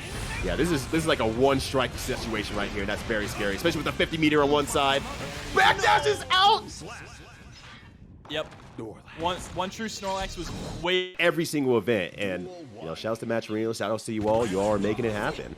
And shouts to Doran, 2K, and KidFrost here, jumping into our first match of top 24 winners. Doran's just the Anji killer today, apparently. Here we go. We got Butterfly Oki. Another toss straight into Butterfly. Goes right for the overhead, forces the burst out of Doran. This is a very, very different playstyle from MacMens earlier in the Doran matchup. Just really, really willing to get in, use the spin, and force, you know, errors on Doran's side to try to play that poke game. It's like, cool, you can't even start the poke game with me. You're going to get punished instantly, and is happy to use those boozing cancels as well. Yeah, and there's the early burst, too, from KidFrost. Wants to make sure that they do not allow Doran 2K to get their game plan started at all, but unfortunately, that's exactly what is happening. There's the hard knockdown straight into the safe jump with the JH. Ooh. Oh my gosh, and the spin barely does not get caught by the Tommy Matt. Second hit there, and this is a great opportunity for Doran doing maximum damage here. A little bit short of 50 meter. Might have been able to, like, walk in and get that last little bit of meter. Not underestimate Anji, though, but the Kabari going to be able to catch KidFrost running forward. Game working super hard over here, catching KidFrost off guard here, but once again, spinning the win here. KidFrost playing without fear. I love the way that Anji can now utilize the Butterfly really well to cover those different fusion options without meter, right? Yeah, that is so good. It's working pretty much as intended, I feel like. And wow, that was so fast. The Butterfly wall sticked after the overhead fusion. That was so cool. That was so cool, Jobber. God, new Anji is a real character. I know there's a lot of Anji players out there that were kind of sad at his changes because he became less of what they enjoyed of the character and more of a, some would say, gorilla. But Anji's playing Strive now, okay? Yeah. And, like, you still have to play Anji. Like, I know some people were kind of saying, like, well, Anji can't go as ham or buck wild as he could before, but I think it's just a different style of buck wild that doesn't reward it in the exact same ways, but it's very important because it makes Anji move a lot faster as his game plan in quote-unquote win conditions. Absolutely, and we got the KidFrost fans in the chat giving the love. Oh, there we go. Yeah, you love to see the fans, you love to see the player playing, and KidFrost is showing up right now. Yeah, speaking of fans, KidFrost is putting these fans on Baiken right now. Yeah, absolutely. Fans everywhere, in and out of game. All right, PRC's there, takes the corner there with a little bit of a PRC frame jab. Oh, that was dirty and nice, but KidFrost holding out a little bit extra defense afterwards, so doesn't die immediately for it.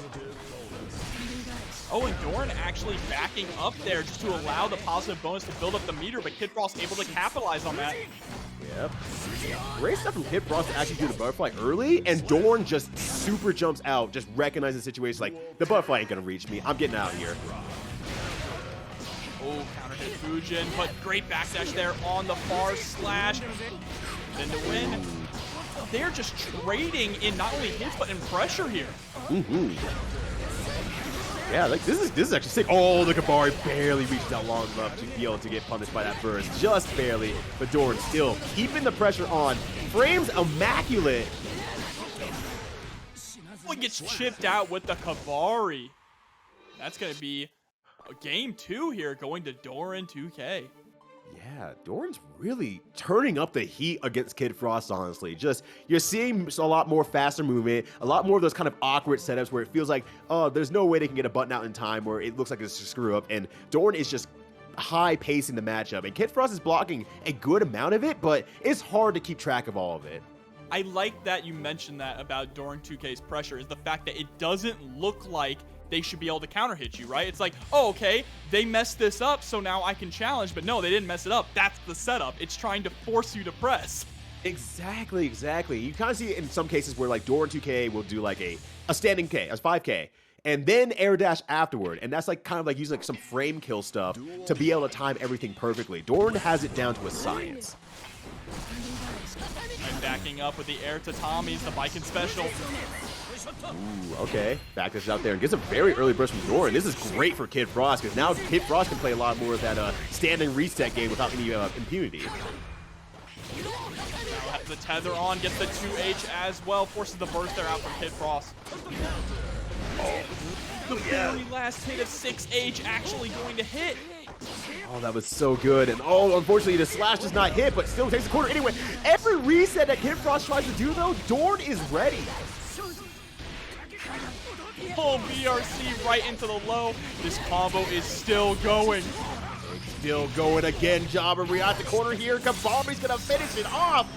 The extra damage from the wall break. The wall break adds a specific amount of damage no matter what on the actual break itself. So utilizing that, spending all of your meter to make sure you can carry them there and take the round. So genius here from Doran. Yeah, definitely understanding the guts game here works a little bit differently, and using it as well. That is very, very good here. Wall again. G. That red. 70%, over 70% of your health just gone. Oh, there's the spin straight into the throw. Gonna set up the butterfly Oki. Oh, Gold Burst comes out once again. Doran, not a stranger to Anji play whatsoever. Understands where the Gold Burst needs to happen, but it is not going to be enough. Doran now going down around. God, I love that base Rudo. It's so good. It's so good. I had to anthem that myself in my head, like, oh yeah, stand up for the national anthem. Did I drop E-tuning? Yeah. Oh my God. KidFrost is getting dropped right now here in the corner. Yeah, KidFrost are gonna melt here. It's just like, oh, finally! That is the kind of like play that Doran 2K did a lot with Jam. Makes you forcibly play at their pace, and once you get there, we'll use the carry, we'll use the counter, we'll use the parry, we'll use something that's like, all right, now you're overextending yourself. I got you here. Now I'm gonna make you slow down once again. Just great setup from Doran 2K on both the actual logistical side with the frames and the mental side with the parry. Yeah, and saving that parry for a round-winning moment, right? That was game 3. They had not even thrown out a parry, even thought about it. They took the time to figure out KidFrost's patterns, right? When do they like to press? What situation do they like to press certain buttons in? And then when can I capitalize to close out the round where they don't even know what happens in the round? Exactly. It's just looking so clean, so strong. And KidFrost has done a number of good things here, so if they can open up a little bit more on Doran's side and actually do some more air-type frame traps, I think there's an opportunity for KidFrost, but until then, Doran's defense and disrespect is way strong. Kabari is going to allow set up here, but backs up immediately after the block to Tommy, just giving a little bit of space. Yeah, but even knew there's like I'm still connected to you. I'm gonna bring it to me and just do a nice jump H. Good luck getting through that one. For that counter hit 2D, gonna try and push all the way to the other coast, but immediately Doran not afraid to challenge. No, not at all. Doran does not feel fear in the same way as most folks. Overhead, that's the RCN to keep himself safe, and the IAD back JS to call out the throw. Oh, that is so clean. It's just such a good situation for Baiken, right? Because that JS is just a lot of work, regardless of when it's used. But then using it as a backdash there, like, saves so much trouble. Like, you saw a trade right there. KidFrost still had to run in to make any work on that trade worthwhile. Oh, wake up buttons though from Doran 2K. Jumps in and gets the throw on KidFrost. They spent 50 meter for nothing. Oh my gosh. That was so good. And then the follow-up after with the BRC was super cool. But great backdash from KidFrost. Gonna be able to capitalize off of this. Sao really wants to take this round. This is set point. Challenges with the 5P on the hub. The disrespect again from Doran 2K, just hyper aware of those situations. Once again, not their first rodeo with Anji, and has just played it so well throughout. But KidFrost, this is gonna be a good one. sorry, Happy Chaos intro. Nagoriyuki standing there with his sword ready. Nagoriyuki's just like, I hate you. I hate you already. God, I'm going to kill you.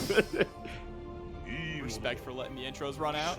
Yeah. He says all as well as long as you're God. All right. Yeah, starting off very fast here. Nice 5K for safety, but reaching out there, doing a great job. Trying to bail out the burst so that they can just play against KudoGio. But KudoGio recognizing that and not giving the burst. Oh, wow. The whipped 6S doesn't even matter when Happy Chaos has bullets on deck. Hey, that's so insane. All right, RC cancel, no, not able to, unfortunately. And then KudoGio gonna close this one out very quickly if they go for the super. Absolutely, pull out the second gun and let him have it. God, you know what's messed up? Happy Chaos has 2 guns and only uses 1. It's like, I don't even need this second gun for most of the match here. That's all he needs. Yeah, just need 1. The second one's for show. I'm at 50% of my power, Nagoriyuki. I don't know how Happy Chaos sounds, honestly. All right, there's going to be a wall slump here. Gonna go for it again. Oh, actually breaks the wall. Oh, Excuse me? Yeah, that BRC jump is working so well for KudoGio. Opening up every opponent that they've fought so far in stream. Oh no, unfortunately the close slash not going to hit. That's going to allow KudoGio to get the back throw and put on this pressure here. Has 100 meters to work, but this is going to be endless pressure. Oh, no! Oh wow! Oh, double wow! How are you just going to reload right in front of him? Oh, I don't know if maybe something was like meant to be canceled or not go as long, or maybe that's just KudoGio's style, just saying, yeah, you made a mistake here. But on the end side, Snorlax won that one, so really, whose mistake is it? Snorlax did not take kindly with that. That right, disrespect. Yeah. I took that personally. Oh, there's the roll through. Kudo taking the corner. Good blocks here from Snorlax. A great backdash on the 5D attempt as well. I do appreciate Snorlax actually like kind of backdashing out certain situations to make sure that, you know, KudoGio isn't able to like attack back for free, absolutely, and it's working out pretty well in light has turned. Level 3 Blood, though, needs to be careful. Oh, didn't get over the clone in time. Unfortunate. Yeah, real bad there, unfortunately. And tries to weigh out the burst there. Fortunately, Snorlax does not bite, so KudoGio, it is still in a situation where they can die here. Yeah, and you would think burst would be a relief, right? But it just pushes Happy Chaos back, and you have to get in. Right. It sets up KudoGio's neutral, not your own. And there it is, the Deus Ex Machina pulling it out. That was just the first match. I just realized that that was still going. That was the first match. Wow, that was a long first game. Right, both of them playing both respectfully and horribly disrespectfully to one another. I mean, I feel like Happy Chaos is built to play disrespectfully, right? That is just the archetype of the character. Right. How much can you disrespect your opponent? Yeah, exactly. And on top of that, on top of everything else, KudoGio plays disrespectfully. Like, that's just their modus operandi. That's exactly what they want to do.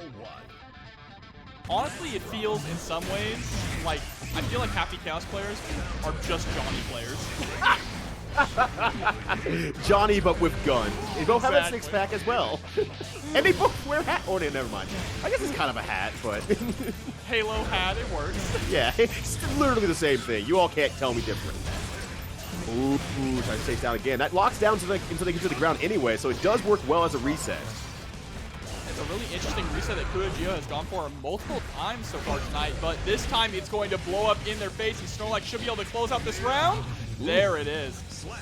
Well, even the wall slump doing enough damage to close it out. So good stuff from SnorlaX. Really chasing down KudoGio with the utmost patience.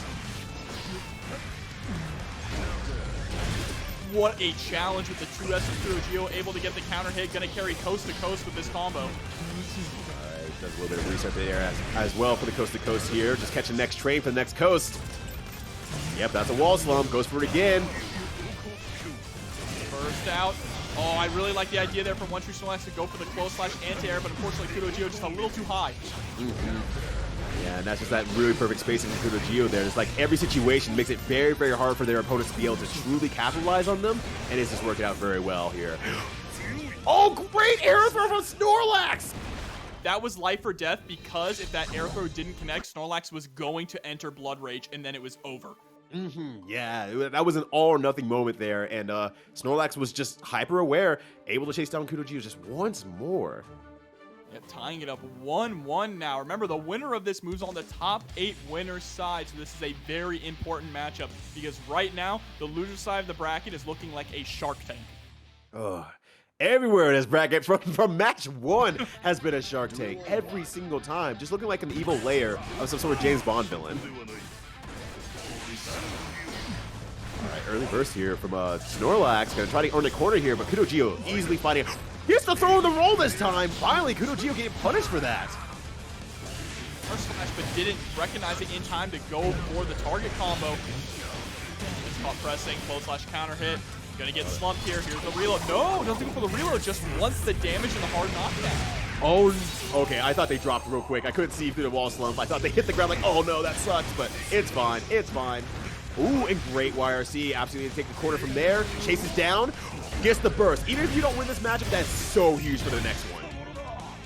And they get their burst back just in time as well, so they're going into the next round with burst on deck. Really good for Snorlax. May be able to take this one very, very quickly. If they can, that will do very, very well in the third round. Oh no! The trade actually screws Snorlax over. And the patience here from KudoGio, but gives him the hands, takes out the 5P anti-air. Ooh, gets wall as well. Yeah, just gonna break off. You know, no reason not to. If they tech off, you have to chase them anyway, so you might as well get the positive bonus. Absolutely, having that meter on deck to be able to RC to keep that pressure going. Ooh, it reaches out with the max in range. Deus Ex Machina. Gonna break the wall of that one. Unbelievable. Heavy Chaos can break the wall from anywhere. Yeah, that's that dude. That man even? Yeah, that man even. Not going to be enough to kill here, but one more situation for KudoGio. It's such a hard situation at this point for sure. YRC's trying anything, something, anything. You're saving that! You have a gun too, Snorlax! You have a gun too! I'm speechless. Yo! My jaw just dropped at that BRC into the Beyblade.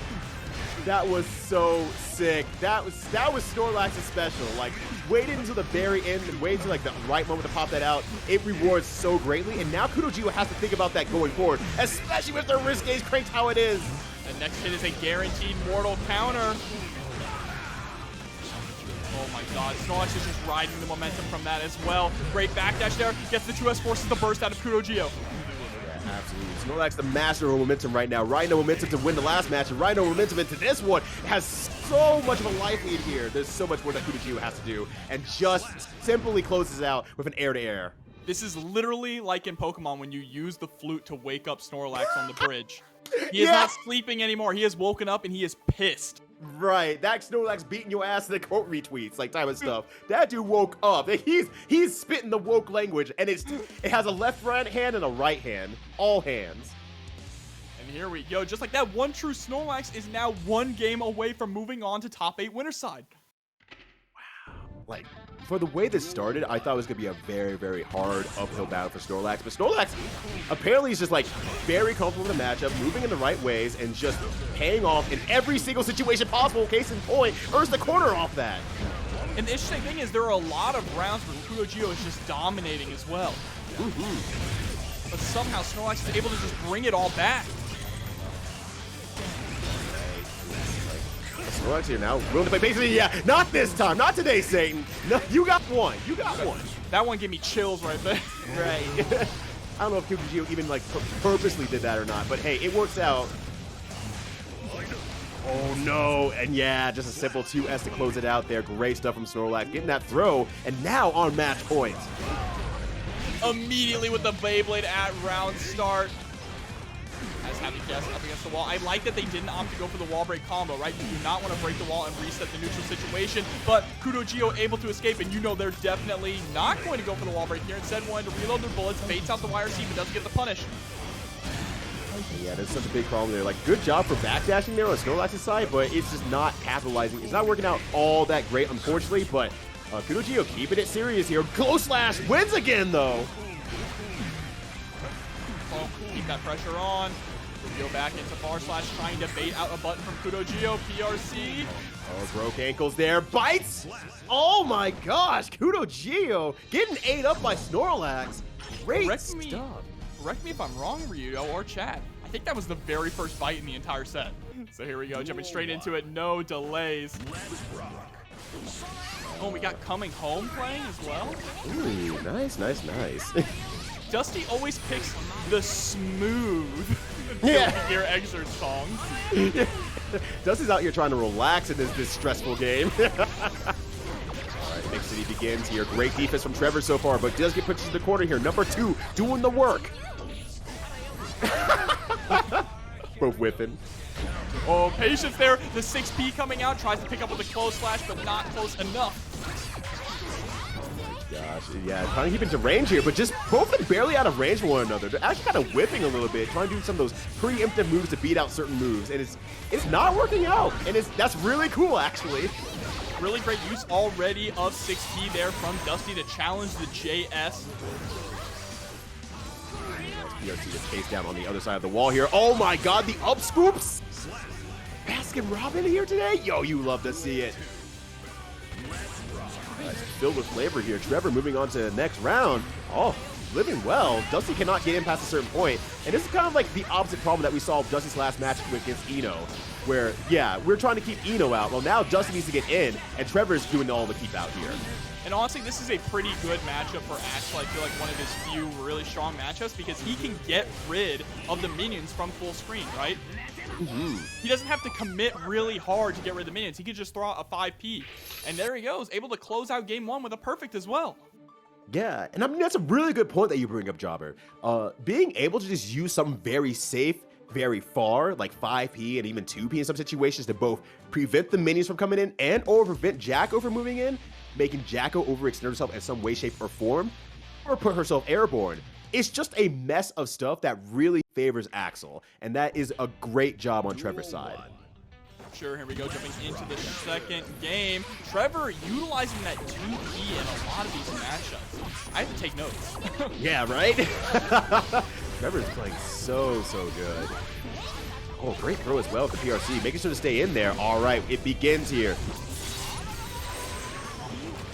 Be able to break the wall, get that positive bonus. See, he is the button so far for Dusty. It has been the money maker. They call themselves Dusty, but they don't use dust. No, they use dust plenty, but that 6P is just doing a lot of work.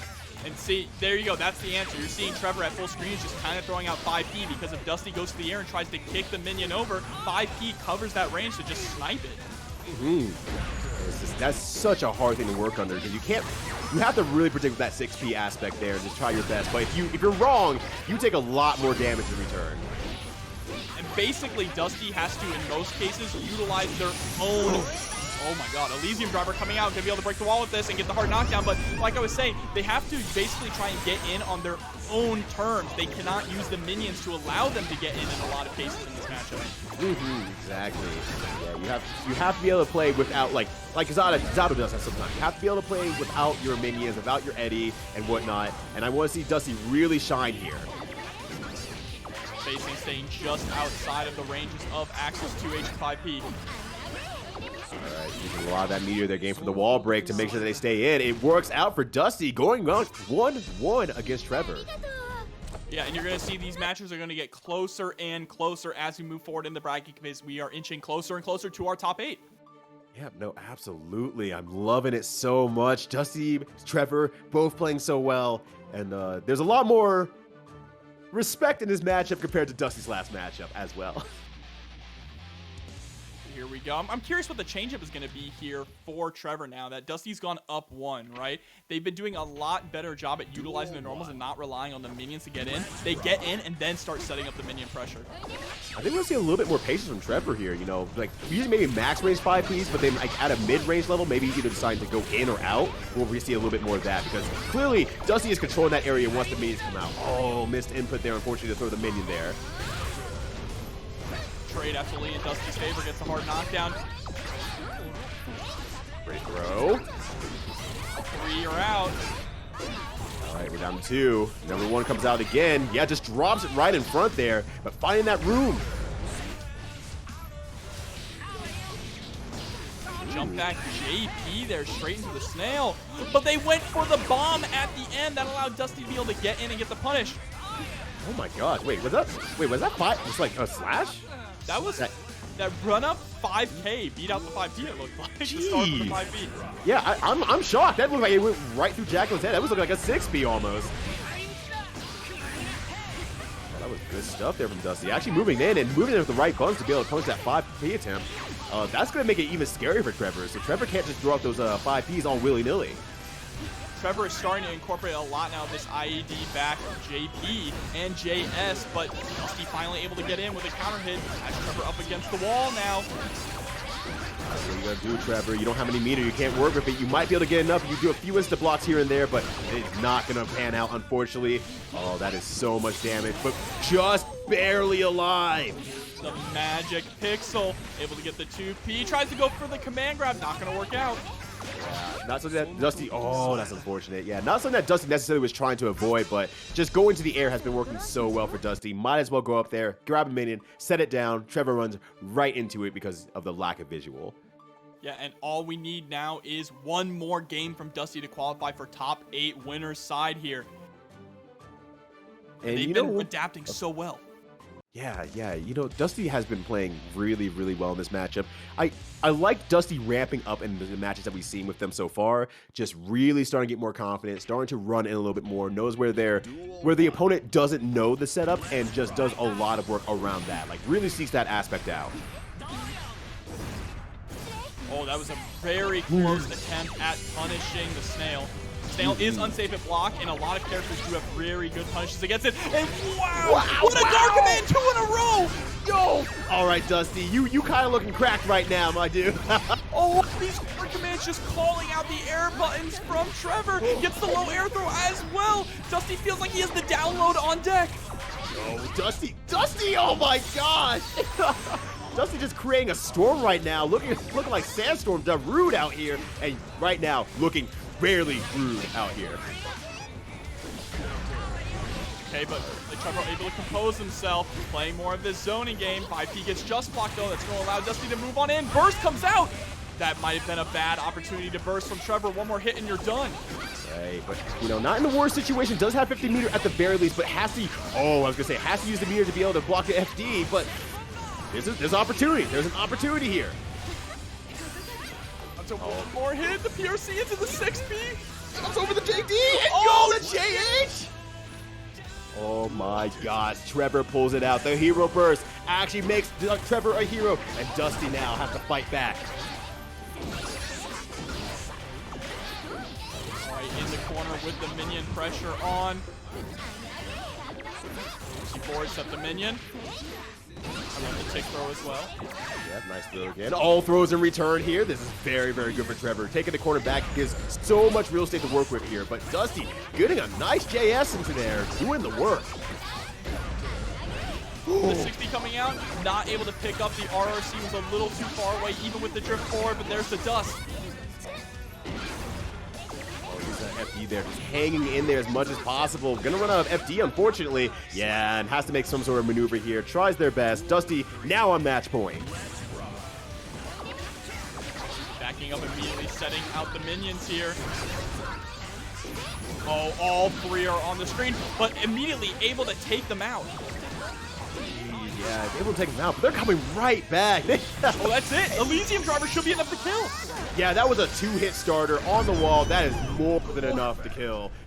And the fact that Dusty knew to go straight into the super off like the first wall hit possible, that was just not getting to press the buttons that they want to. But then Snorlax does not press a lot of buttons on the other hand. Very laid back in that and just kind of chills a little bit. So will Doran just be able to run their game plan the entire way here? So far, it looks to be holding true. And Doran does so... Oh, my God. Well then. I was going to say that Doran does such a good job at forcing you into a high scramble situation and then capitalizing on it. But there it is. I mean, you know, being able to use that YRC, using the BRC to kind of like watch the situation was very, very good from Doran's side here. Going to be able to hit the wall. Oh, a little bit short of life there, but has to use FD if they want to do anything. Tries to go for the throw. Does not work out. Doran takes it right back. Duel 2. Just like that, straight into round 2, and we haven't even gotten into any other instruments yet in the song. Right, yeah, the song's barely existed so far. Oh, good launch there from Doran. Just the pressure from Doran is absolutely insane. JH able to pick up there with the Yozansen. Oh, good throw. Oh, baits out the counter, something that Doran has not used much of, and on the first attempt, Snorlax punished it with full damage. Going to be a lot of damage, like you said, as well. The hard knockdown and that positive bonus. Snorlax is in a very good position. Just hanging out here. Nice BRC. Goes for the bite. Not even fast BRC in the bite, just BRC'd and then went for the bite. Yeah. Very, very laid back bite. Snorlax really putting that name into there. Just being super chill, laid back a little bit. It's like, you are fighting Doran 2K. You gotta ramp it up, my brother in Christ. And he's ramping it up right now here in the corner with the counter hit. 2H nearly baits out the burst, but gets themselves put into the corner. Able to escape, though, with a well-placed 6P. Oh, that was so unfortunate. Using the dash in, but going a little bit too far and getting crossed up by that burst was so unfortunate. But Snorlax holds it down against Doran 2K, going up 1-0 to start it off here in the top 8 winners. And I think the thing for OneTrueSnorlax is that they were just able to put the pressure on the Doran 2K and not allow them to play that neutral game, right? Because Doran's neutral is, and I mean this in a good way, it's very erratic, right? They're constantly all over the place hitting buttons that it kind of just makes you a little dizzy. So what's the best way to deal with that? Don't allow them to move. Lock them down in the corner and start pressing your advantage. Yeah, and that's kind of one big thing you're mentioning there, pressing your advantage. One thing that Snorlax has done very well so far is that any first opportunity Doran has tried to get their game started. You saw a jump out earlier and that got 6P'd. You saw the parry come out and it got 5H. Snorlax has stopped out every attempt to really get their game started. Oh, bite again! Very tricky sequence there from Snorlax. Able to get all that blood back that they spent. Oh, here we go again. Once again, yeah, just stopping every opportunity Doran is trying to take their turn. Close slash on the other side as well for maximizing the damage. Level 3 blood gauge is on deck. Oh my god! The bullets!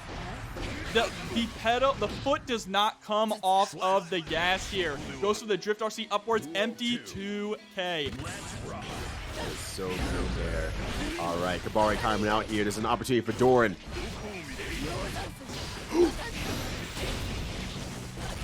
Gosh, okay, so the game is actually starting for Doran here. Getting into the corner here, just doing a few launches. Gonna get knocked down here, probably just gonna break the wall just fine here. This is kind of the first time that Doran's had a very significant mic lead in this set so far. Now has a ton of meter to work with to keep the pressure on, and there it is. Yozansen, fast RC, and there's a perfect as well. Yeah, jeez, like, yeah, paying that blood back in blood for sure. What the OneTrueSnorlax nearly picked that up, but they also got a sick JD combo in the corner there too to delete half of Doran 2K's health. Oh, Doran's in so much trouble here again. There it is again, the attempt to try to get any game plan started. Snorlax is just preventing that play. It's spending all of their meter as well, 100-meter combo to close it out and go up 2-0. And we have not seen Doran 2K get manhandled like this at all in brackets so far. Right, absolutely. Some of those original gear fundamentals are playing against Doran. You're starting to see some of those kind of fuzzy matchups like 2P and 5P in certain gap situations. That's exactly what not just Nagoriyuki wants at the toppest of levels, but that's exactly how Snorlax is playing the game. And letting Doran make those kind of small little things that's like, okay, this is like the safest option. It gets my game started. It does a lot of work. And Snorlax just preventing those from happening. Go jumping into what could be the final game. OneTrueSnorlax trying to go for that 3-0. So far, the way they've been controlling Doran 2K has kind of been the crux of this matchup. We saw that the moment that Doran 2K was able to play neutral, they took a perfect off of OneTrueSnorlax. So they just need to keep up that pressure and smother them. Yeah, no, absolutely. And this is smothering is happening at the very least here. Alex is just doing too good to prevent Doran's every single button possible. That's like the first button that might have gotten away with that far slash. What the? Stop it! Stop it, Snorlax! You can't keep getting away with this! Not only that, but confirming off of it as well. There's the Fukio backwards immediately into the Beyblade. Gonna get the wall break here as well with another 6H. So much damage, and that blood gauge is at the peak right now, so any button that kind of comes out is something that can be punished, but oh no, this is an opportunity here for Doran. Do as much damage as you possibly can. You have shown it, you have great combos, great setups, you have to block that. Oh, not to, it doesn't confirm either. See though, get off me, and there we go. OneTrueSnorlax taking it 3-0 in a very fast game. To get in. TestYourLuck is not that kind of player, though. I think that's going to be the big difference. Did TestYourLuck go straight in? Yes, absolutely. Immediately there with the bite. Oh, 2 bites. Yep. All right, third one. No, just tries to poke out there, but Jacko is a little bit too short. All right, gets the burst. TestYourLuck just goes crazy from here. Oh, and even lets the YRC out. But now all the minions are on deck, and huge shouts to Signer for the gifted sub as well to Thornography. Thank you so much. Oh, wow, Thornography didn't have a sub as well. All right, well-deserved, absolutely. This is going to be big damage here, but not enough here. IP coming out, the burst finally comes out from TestYourLuck as well. This is still their game, gets the counter hit. Oh, catches the backdash there as well with the close slash, and TestYourLuck able to pull the round out of the jaws of defeat. Oh my gosh, that was so much stuff from TestYourLuck there. Great stuff. Getting that jump in there just barely. Oh, that was absolutely amazing, that JH. All right, trying to earn the corner back here. And yeah, actually low profiling again here. Doesn't get away from a few low profile things, and I think they're starting to realize that it's actually happening. I like that they're staying close as well when they get the minions out, right? See, it's the same similar thing to Axel. Nagoriyuki has such long-reaching normals that he can punish Jackal for trying to throw out minions or just delete the minions before they can even get close, but he drops the super, and Dusty is going to capitalize here. Oh, yeah, very good stuff from Dusty. Yeah, returns the favor in full, maximizing the damage here, and still has 50 meter to work with, especially with the near capped out. Oh, yeah, I was going to finish it. Never mind. I did more damage than I was expecting, honestly. This is already super competitive here. Backdashes the bite attempt. Dusty is already starting to adapt. By from Dusty as well there. Yeah, Dusty once again just has shown their adaptability through every single match. It's been absolutely insane.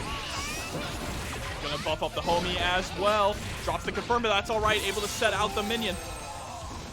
All right, doing good here. Yeah, backing out and saying, look, I have all the minions. I'm getting positive bonus.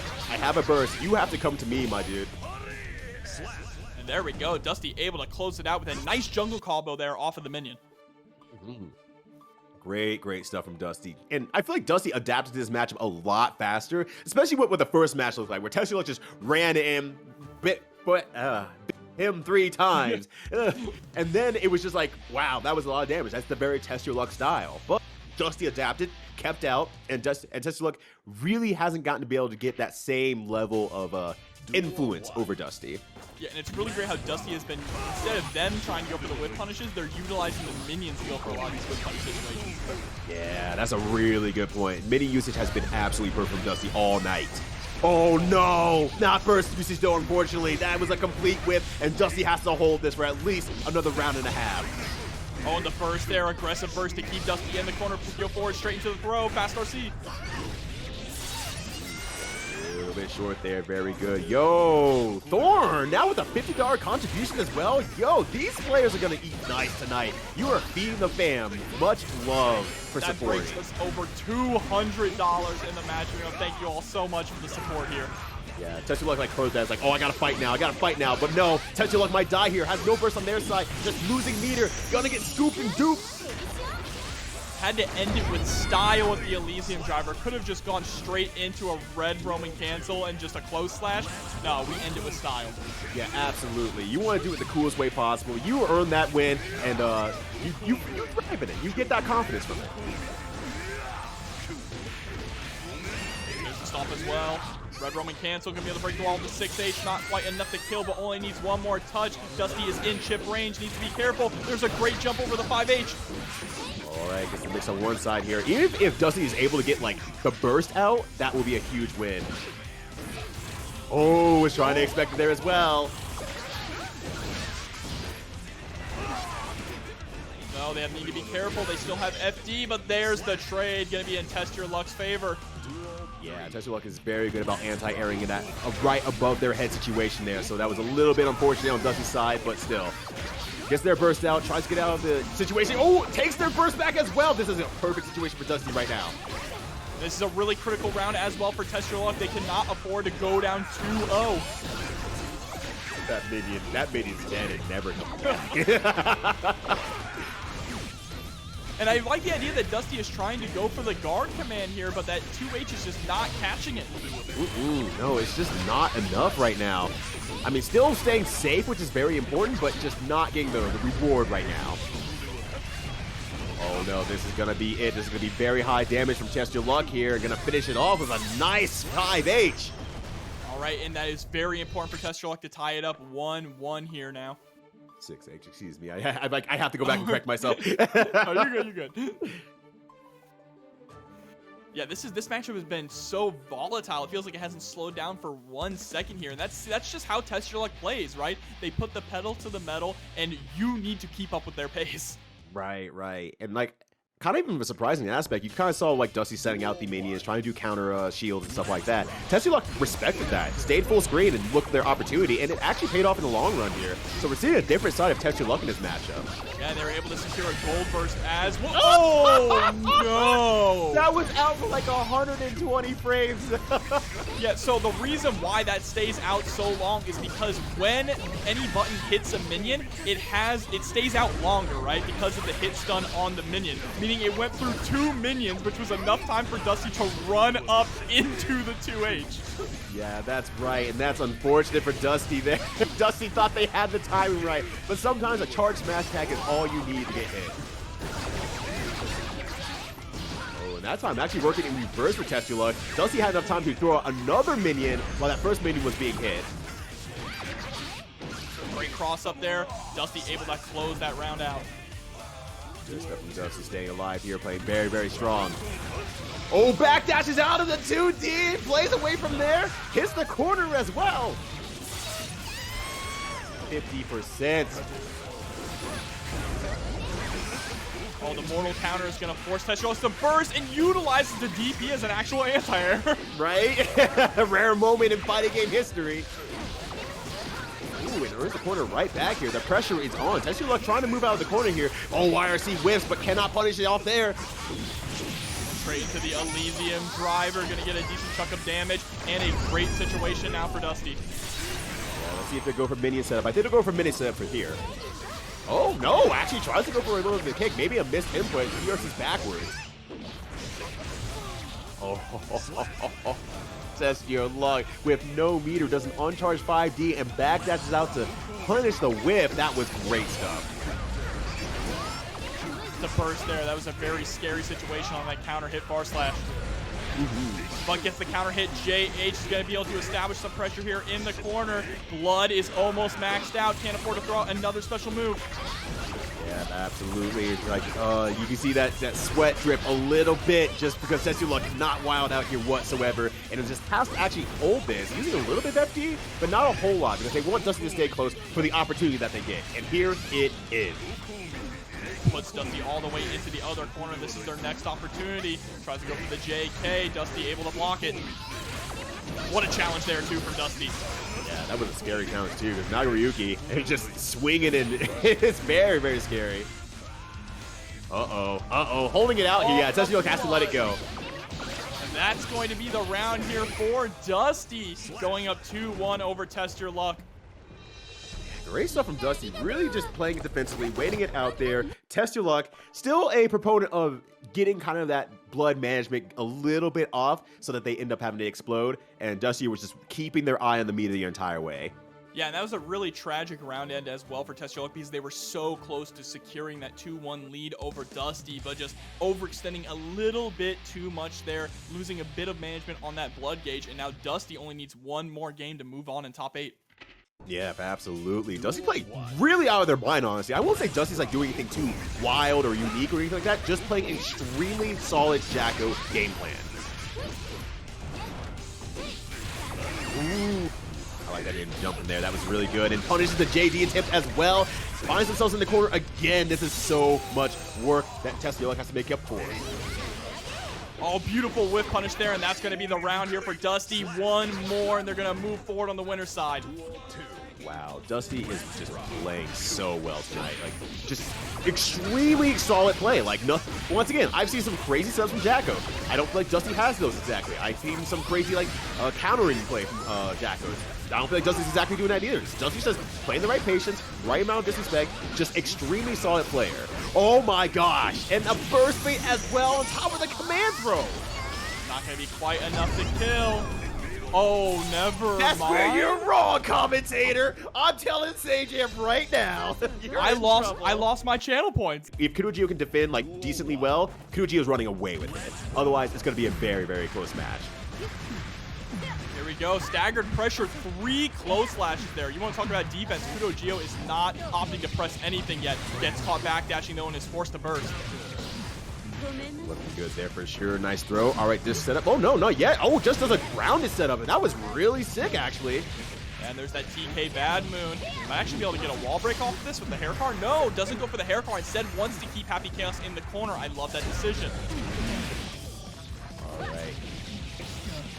And now, okay. Actually gets a knockdown there. Oh, doesn't block the YRC there. This is an opportunity for KudoGio. Going to push towards the corner here. And this is what we're talking about with this matchup. Oh, able to press out. Oh, but misses. Okay, it's all right. Run up throw. But look how close that round was. KudoGio got 1 combo. Yeah. That was it. That was the big definer. Because like I said, if you can defend just long enough and do a good job there, it's going to be close. Otherwise, it's going to be a runaway. All right, corner gained by KudoGio here.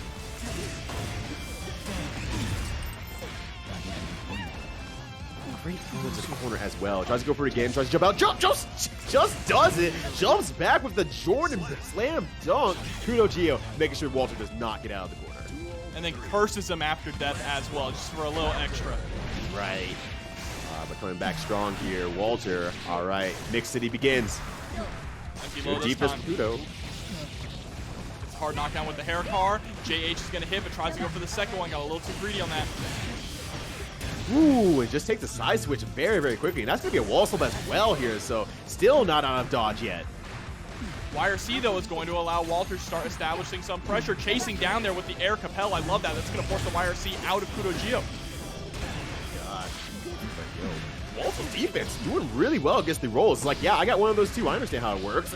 Yeah, Walter's defense kind of fire, actually, not going to lie. And even some of the disrespect, case in point right now, is doing really, really well. Just understand that KudoGio really wants to press buttons in certain situations, and at least KudoGio unable to actually do anything kind of tricky on the Okazeme. Yeah, absolutely. Very well said, but that's going to be game 1 going to Walter pretty decisively as well. It was pretty close in that very first round, right? But Walter doing a really wonderful job weathering the storm of KudoGio's pressure, and really the only person so far tonight that has been blocking those roll-through cross-ups. Yeah. We saw like one throw, like a singular throw earlier on the roll, but that was about it. But Walter, on the other hand, seems to be very confident in defense to at least, wait it out, watch it, and then kind of do some 2Ps to kind of disrespect it as well. Early burst there from Kudo, and just like that, Walter is still able to get the pressure on. That's incredibly important. Offensive burst.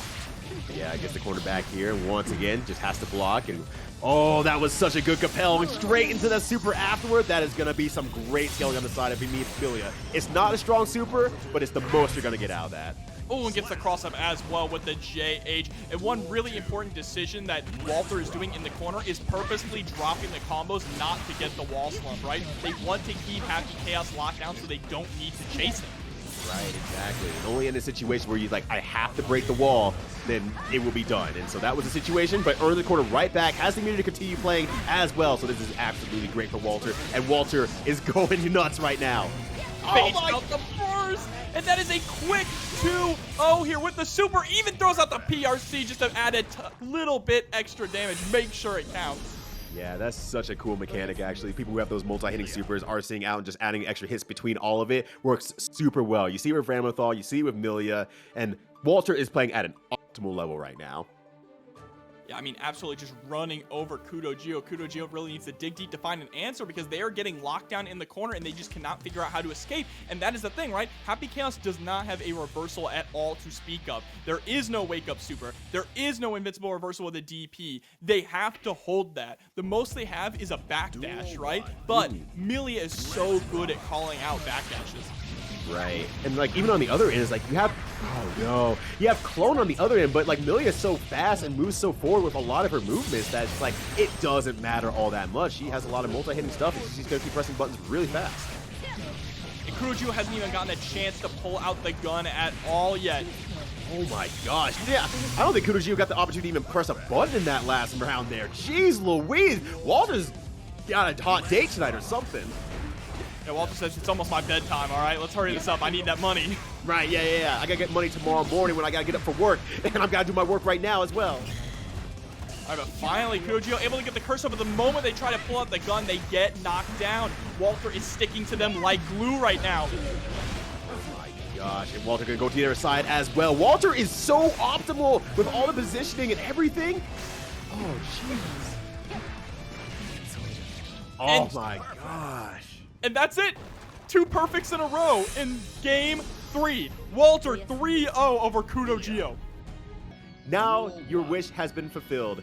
Trevor Tsu versus daze. And I actually feel like this matchup is not terrible for Axel. As an Axel player, it doesn't feel awful, but we're going to see how daze is going to work around it. Yeah, it's not bad per se, but it's like volatile. Like once Gio really gets in, you gotta make some big guesses, and it really feels like it sucks. It's kind of like the Faust and Potemkin matchup. Yeah, it's Faust favored, but once Potemkin gets in, you're like, ah. So far, Trevor is doing a really good job of controlling the neutral. daze finally able to get in, has Trevor in the corner. There's the dash up DP. Has enough meter to break the wall here. All right, very good stuff. And yeah, there's that situation where Trevor was trying to make some good reads and situations out there, but now has to just kind of hold this. Oh, the burst comes out, though. Really wants to take this round. Right, yeah, getting above. PRC's on your way. Oh my god! Hitting from the very tip there with the DP. Pulls them right back in for the full confirm. Great stuff from daze. I didn't think I was going to reach. I'm not going to lie. I didn't think I was going to reach in the first place, let alone be able to confirm full damage off the other side. Oh, God. daze, you are so sick. Chasing down there with the JS, but immediately daze going in as well. Trevor with a beautiful back throw here. Trying to chase down here, doing good stuff. Ooh, crosses up, ducks under with the 2K, and then a nice XP on the double PRC. That is an incredibly important thing to know about this matchup. 2K will force the flip kick, and it will force the spiral arrow to whip. The only special that daze can go for is the roundhouse kick, but that will actually end their turn. Ooh, okay, so that's a good knowledge there from the Axel side of things. And Trevor doing their best with the knowledge against Giovanna, but that is very unfortunate here. Getting the wall break, has to burst out. And the 2H, there it is, stopping the dash forward from daze. Let's see here, one apiece. Trevor playing doing all the right things here, but daze seems to be getting to the corner a lot more quickly. Oh, beautiful 2S, able to pick up on the 2H actually. Ooh, okay, reaches out there, gonna curve tall to the corner here. Oh, trying to shimmy. You gotta get a little bit sneaky there. I see it. Wow, the 2K forces the whip again. And one thing I'm noticing is daze is being incredibly grounded when Axel's above them. I kind of want to see them go and chase Axel into the air, right? And it might be a little bit scary, you know, with like, you know, rainwater and all that sort of stuff. And it's like, yeah, okay, that's a little bit hard, but I would like to see it as well. Get that last little bit of knockdown. Oh my God, again with the anti-air. Going to the spinning dog kick, that's gonna kill. Yeah, there it is. That's so much damage. That thing don't care. Full hair. Knocking him out of there. And that's 1-0 so far for daze. No, that is just, daze is just chasing down though, like doing a great job once they lock in. Every time that Trevor tries to jump out, immediately goes with that anti-air and is just playing super well. With the counter hit especially, that's where it really matters. Well, let's see what the adjustments are going to be here from Trevor now in game number 2. All right, going into here. Ooh, maybe a little bit late in that 2K there. Got counter hit. Oh my gosh. Gets caught backdashing as well from that far slash. But the counter hit 2H straight into the Renton. All right, 2S there as well. Doing the anti-air work there. Making sure that, you know, daze doesn't go up into the air or anything like that. So playing it very well. And not going up into the air as well, honestly. Trevor has kind of like negated that a little bit more. Yeah, I mean, when you get hit by that many dash-up DPs, you're definitely going to want to try and stay a little bit more grounded. Right. It's a bit spooky. All right, plus frames. Nice throw. No meter to be able to cancel out there, or barely just got at the very end. Oh, that's so disgusting. Man, those fast RC mix-ups, there are a few characters who have those, and they're just absolutely disgusting. Right. Oh my gosh. Speaking of disgusting, that was a great backdash, and this is the air throw as well. Trevor getting back in there, defensive-wise. Ooh, beautiful just block as well. Gets the 2K punish. All right, jumping in there. Get the angle to the cornerback here, but Trevor seems to be doing a good job of making sure that daze doesn't get in. I'm a liar. Hard knockdown pressure's on. Beautiful throw tech, though. Blocks this time. Oh, my God. Had to PRC or they were about to get blown up. Yeah, that was the perfect opportunity to use a PRC there. Trevor staying very aware of the situation, but that risk gauge is cranking.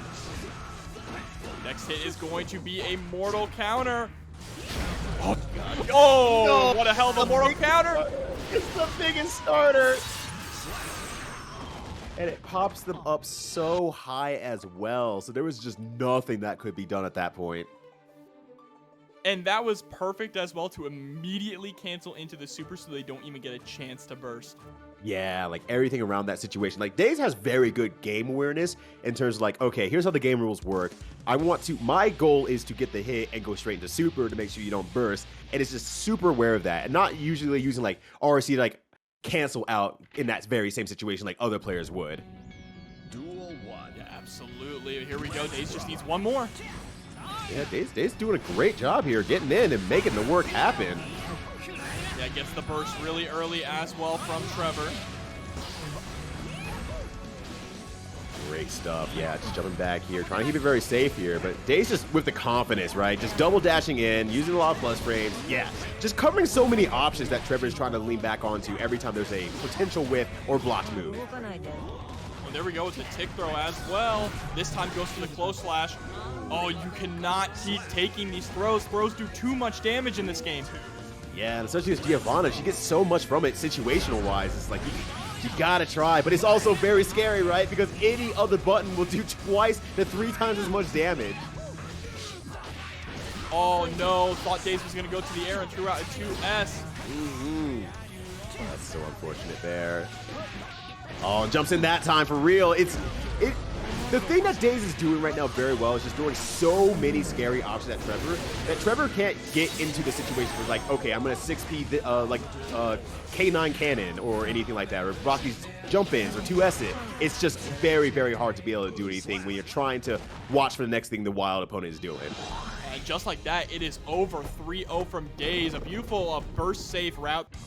I'm excited to see this because, once again, TestYourLuck send Walter the losers on a 3-0. And Walter starting off super strong here. Yeah, and I love the way that Walter plays. It really is just the same way that TestYourLuck plays. It's pedal to the metal. It's just, on the other hand, TestYourLuck can do 1 billion damage. Walter is death by 1 billion paper cuts, so that is a little bit unfortunate in that regard. Oh my gosh, that was just one hit and almost evened out the entire 3 mix-ups.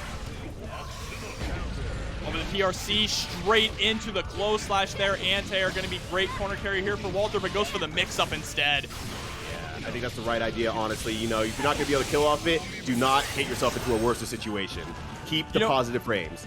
One interesting thing about the way Walter's playing is I have heard many a time that the best way to play Millia is to be hard to catch, right? That's more important than running the mix-up game, is being hard to catch. Walter is not being hard to catch, is running directly at you. Right.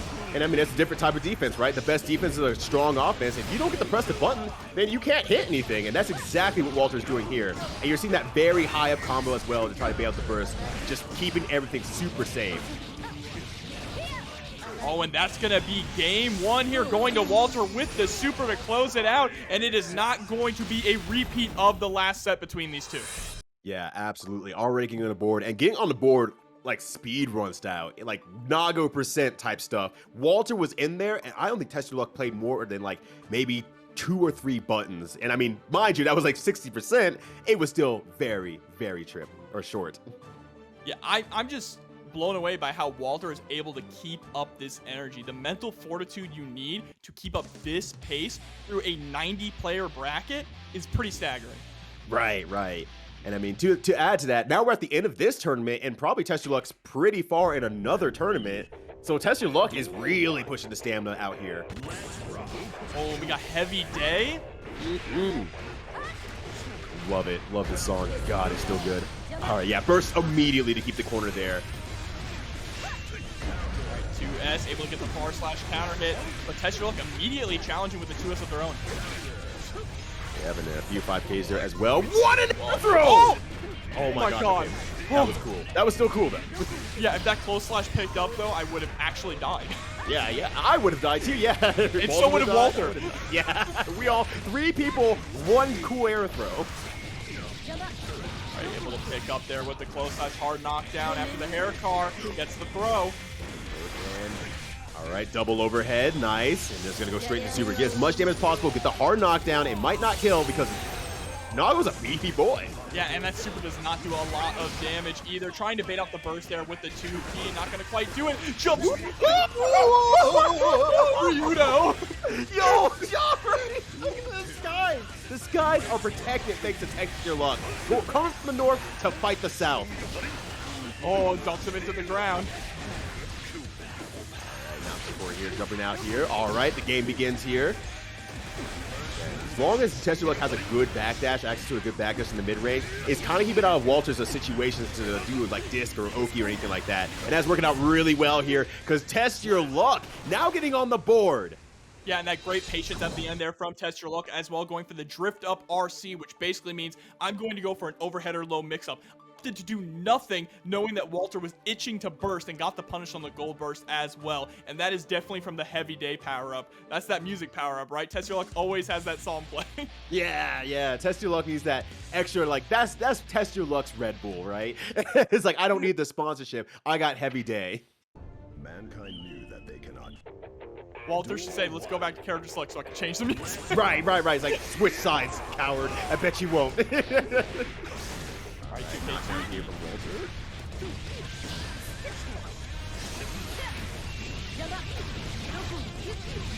Turning the corner here. Doing some good damage. Yeah, the mix begins again here, but once again, just has to do so much damage, so much work. Just gonna do what you can here with as much damage as you possibly can, but there is still a lot more work to be done, and TestYourLuck can take it back. Wow, what a jump in. Empty low there. Able to get a nice pickup. You know, TestYourLuck is going to hold on to the burst. No reason to let it rip. Super should be able to close this out. Oh, it does no damage. No! Oh no! Okay. Jeez, that is. Oh, sometimes I forget how low damage that is, but that's a grim reminder that yeah, that's booty butt cheeks when it comes to damage. Oh, Walter forced to burst there, got caught trying to backdash with that close flash.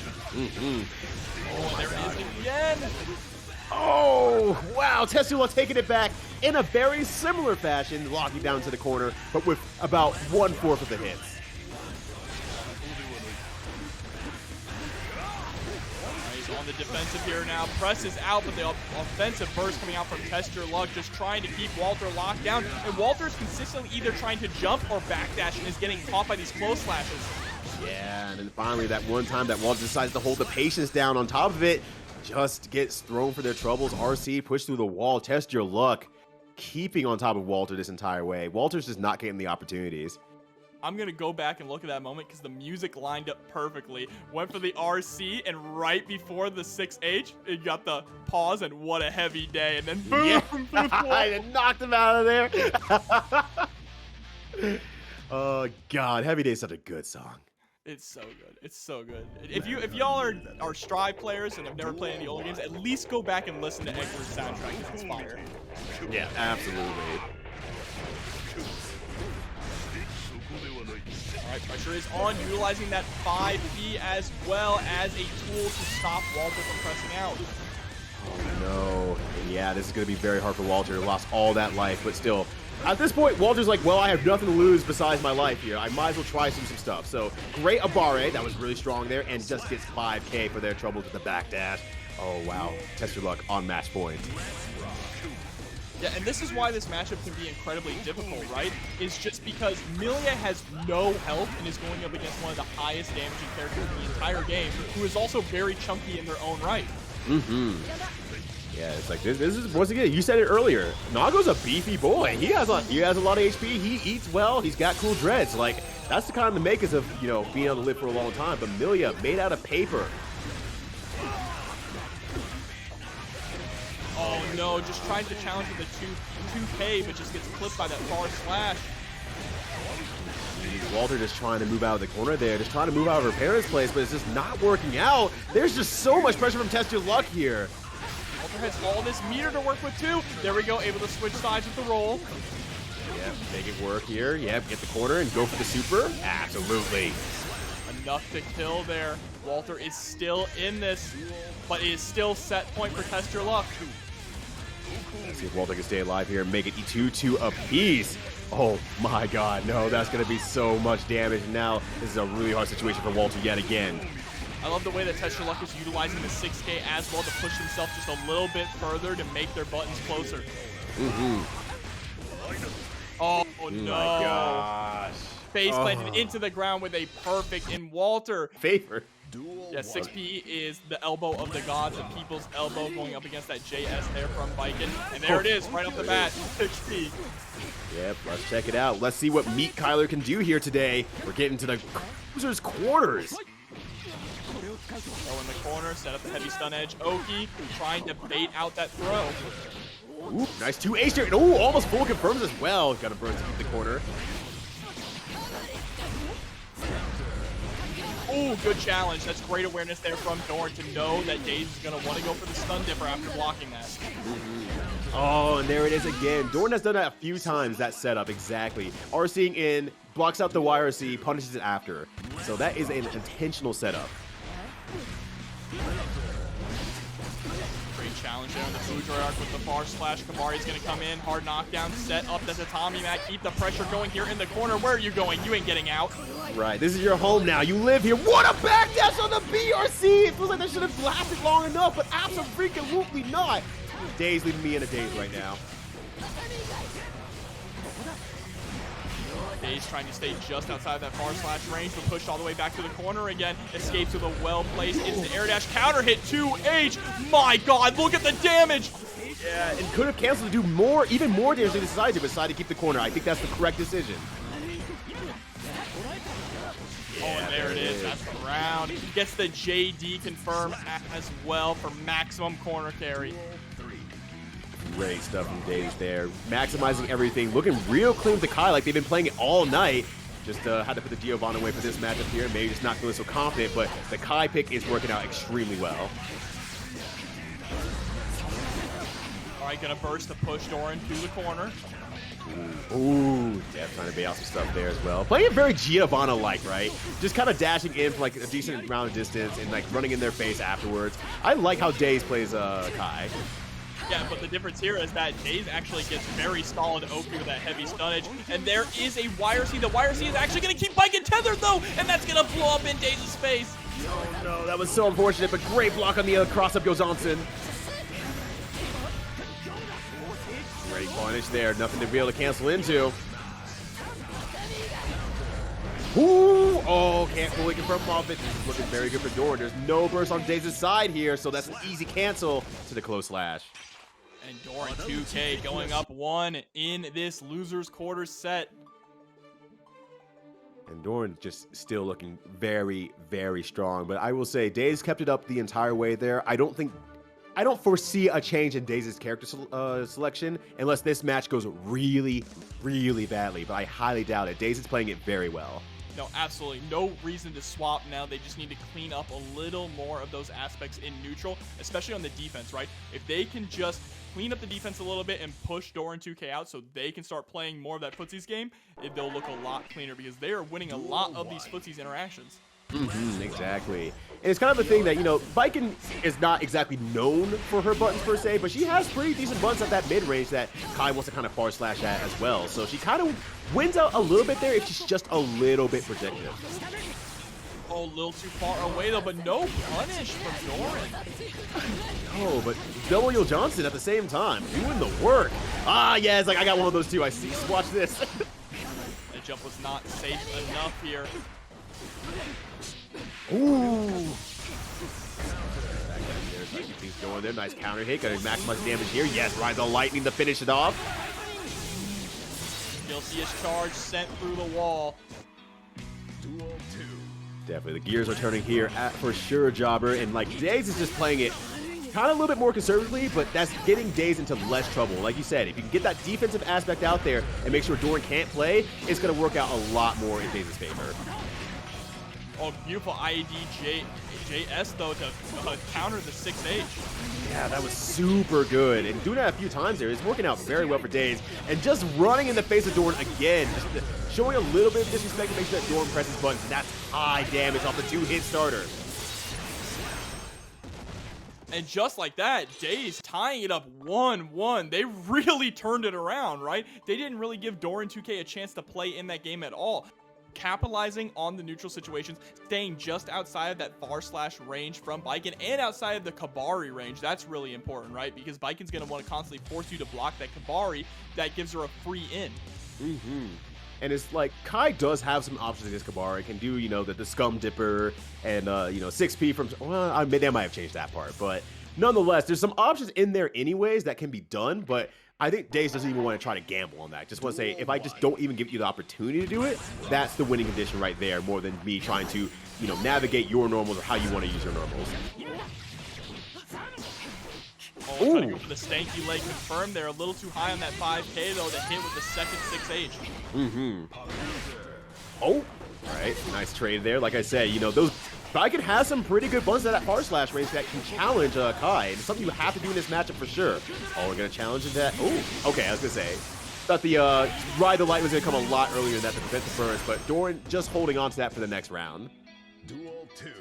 Looking so incredibly strong here. I mean, Doran has not had an answer for this change in daze, keeping the pressure on so hard here. There's the run up throw. Oh, that was dirty. That was dirty. I like it. Jeez. daze is playing. My God. daze is playing Guilty Gear. There's the perfect. daze is actually like, you saw that that dash and far slash, like, daze is just playing Giovanna in a Kai's body. Yeah, utilizing the FD break as well. They used that FD break to stop themselves at the perfect opportunity, so they got the exact spacing that they wanted. Oh my gosh, like, it's It's insane. It's insanely good. I love what Daze is doing here.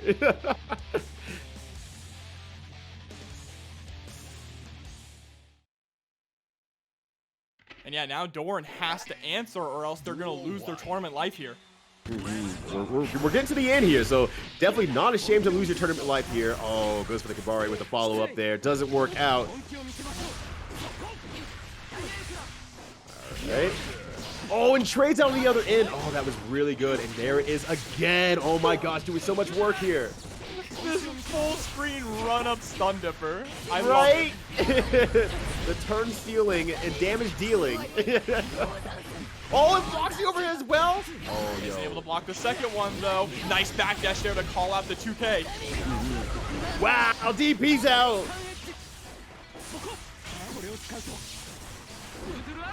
Yeah, but there's no reason to not do anything too crazy here. Just wait for the static cling to happen there and just go in from there. Daze now on match point. Great whip punish there at round start as well. I love that Daze allows Doran to go for the first move here. Oh, DP's again. When you're DPing through someone's blockers like that, and also spinning underneath, gets the JD pickup as well. Oh my gosh, and gets the 6H trade as well. He absolutely finished that with Ride the Lightning. Get out of here, Doran 2K. Oh, actually, by a pixel. Oh, Ew. No way. That was so low to the ground to bait out. Playing clean, adapts well, and makes the matchup fit the player. Nice old school Jacko music. Snorlax plays a little bit more patiently, but they probably have to chase down a little bit more in this matchup. Right now, just kind of holding all of this minion pressure there. This might be a matchup where playing patient can really backfire against you because you're allowing Dusty to just get all those minions out and set up their game plan, put the pieces on the chessboard. Yo, that's right. That's absolutely right. And I think that's going to be Snorlax's downfall if they don't have a game plan that relies on them going kind of a little bit more ham. Oh, no, maybe a little bit too ham there, though. Really unfortunate. Oh, no, but Dusty isn't able to capitalize on it. And Snorlax is already at low health, but there we go. The 2K able to come out. Yeah, just barely there, but Dusty has so much room and space to work with. And I think, once again, you're absolutely right. Any amount of Dusty that, gets to be able to sit back, start their minions, and get their game going is going to be a lot of trouble for Snorlax. So I think we're seeing Snorlax swing a little bit more in this matchup compared to the other ones.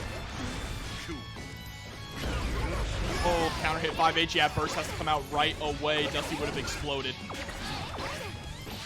Like, yeah, you don't want to, you can still, yeah, everyone's volatile to exploding to Nagoriyuki. It doesn't matter what level the dog goes out. As long as they can hit the combos, they're good. Oh my god, that was OTG, and that was still like 20%.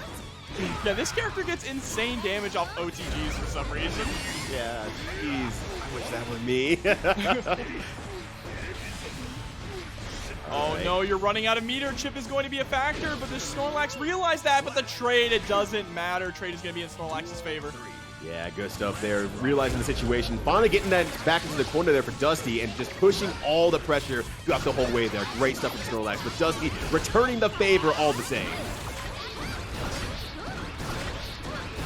Putting on the pressure. You're about to be at max risk. What a backdash, though, right at the very end of the pressure. Snorlax is no stranger to being in that position. That was so good from Snorlax there. Has gone coast to coast with the pressure. Now on the other end there. Can't use as many special moves there, but does reach level 3. No problem. Blocks the burst. One true Snorlax showing up tonight. Up 1-0 here against Dusty, and you see they are starting to change their game plan to be a lot more aggressive. They're not playing that more slow play style like we've seen from them before, right? Because you cannot afford to do that against Jacko. Like we said earlier, just allowing her to set up those minions for free. Yeah, absolutely. And that's, it's like they tapped into our brain cells that we were kind of explaining, like, oh yeah, you're right, I can't do that. And now Dusty's have no room to breathe for that last round. Early burst there from Snorlax. And I agree with that because, Jacko is a lot of like death by paper cut, so we'll get that burst back maybe even before the end of the round if it doesn't end too quickly here on their own side. Oh my gosh. Yeah, just gonna hold it back here. Not even gonna try. No, not when Nagoriyuki is in blood rage at 50 meters. You never press a single button. Right, you just let that go and say, all right, we will trade as much damage as possible, and that's fine. JD! Oh, sniped! Yo, that was sick. Huh? Mom, get the camera. Yeah. Ooh, it comes out here. Where's the corner back here? Dusty, what kind of mix-up do you have at this point against someone who's as patient as Snorlax? Oh, no. Got a Lousy agree with it and drop to confirm. That's going to allow Snorlax to escape from the corner now. Just takes the corner back here. Even if that level 3 actually doesn't reach with the 2H there. Oh, my God. Nice backdash. Oh no, Dusty had the right idea to chase down, but unfortunately didn't chase down far enough. Now their back is up against the wall, and Snorlax has the pressure on deck. Oh, that's burst safe, unfortunately, thanks to that level 3 as well. Things are coming up. Snorlax right now. Dusty has to start using FD the entire way. Great clash! Oh my God. All right, this is a great opportunity. You gotta make it happen. Backdash is out. YRC misses. Oh, no punish! Wasn't able to get the punish, so unfortunate. It looks like Dusty got chipped out there as well with that 2S. Oh no, yeah, that's always a consideration of Nagoriyuki. As his blood gauge gets higher, you have to worry about the chip setup, so you really gotta parse out your faultless defense as much as possible to take as little damage as possible as Nagoriyuki is swinging at you with these big buns normals. That was really tragic because honestly, I think if Dusty was able to get the counter hit on the block YRZ, they might have been able to take that game. Oh, absolutely, absolutely. Oh! Okay, correct answer. Backdashing out of that just in case there was a burst. That would win you the whole potential set. But fortunately, Dusty holds on to it for just a little bit longer. All right, now Dusty is trying to play more of a zoning game here up against OneTrueSnorlax. One far slash, though, able to get rid of both of the minions. It's not fair either. It's like, you can't control that much space. That's my space. And Nagoriyuki does not care at level 3 blood gauge. There we go, the Elysium driver. Take him up to heaven and send them to hell. Yep, absolutely. Nagoriyuki's a beefy boy, but that's still enough damage thanks to the wall break. Ooh, wow, that 5P, 6P, I couldn't tell. Worked out super well with that repositioning. Great stuff from Snorlax. Oh, great block on the cross-up as well. Got the just block as well. Really good here. Great backdash again from Snorlax. Yeah, Snorlax has incredible defense here, utilizing all of the defensive options they have to great effect, and they are able to capitalize on that blocked YRC. OneTrueSnorlax only needs one more round to move on to Grand Finals. God, the play from Snorlax tonight has been absolutely insane. You've all seen in the chat a little bit that, you know, people were saying, Snorlax, you're winning this one tonight. You're winning this one tonight. And right now, Snorlax is looking like they might be winning this one tonight.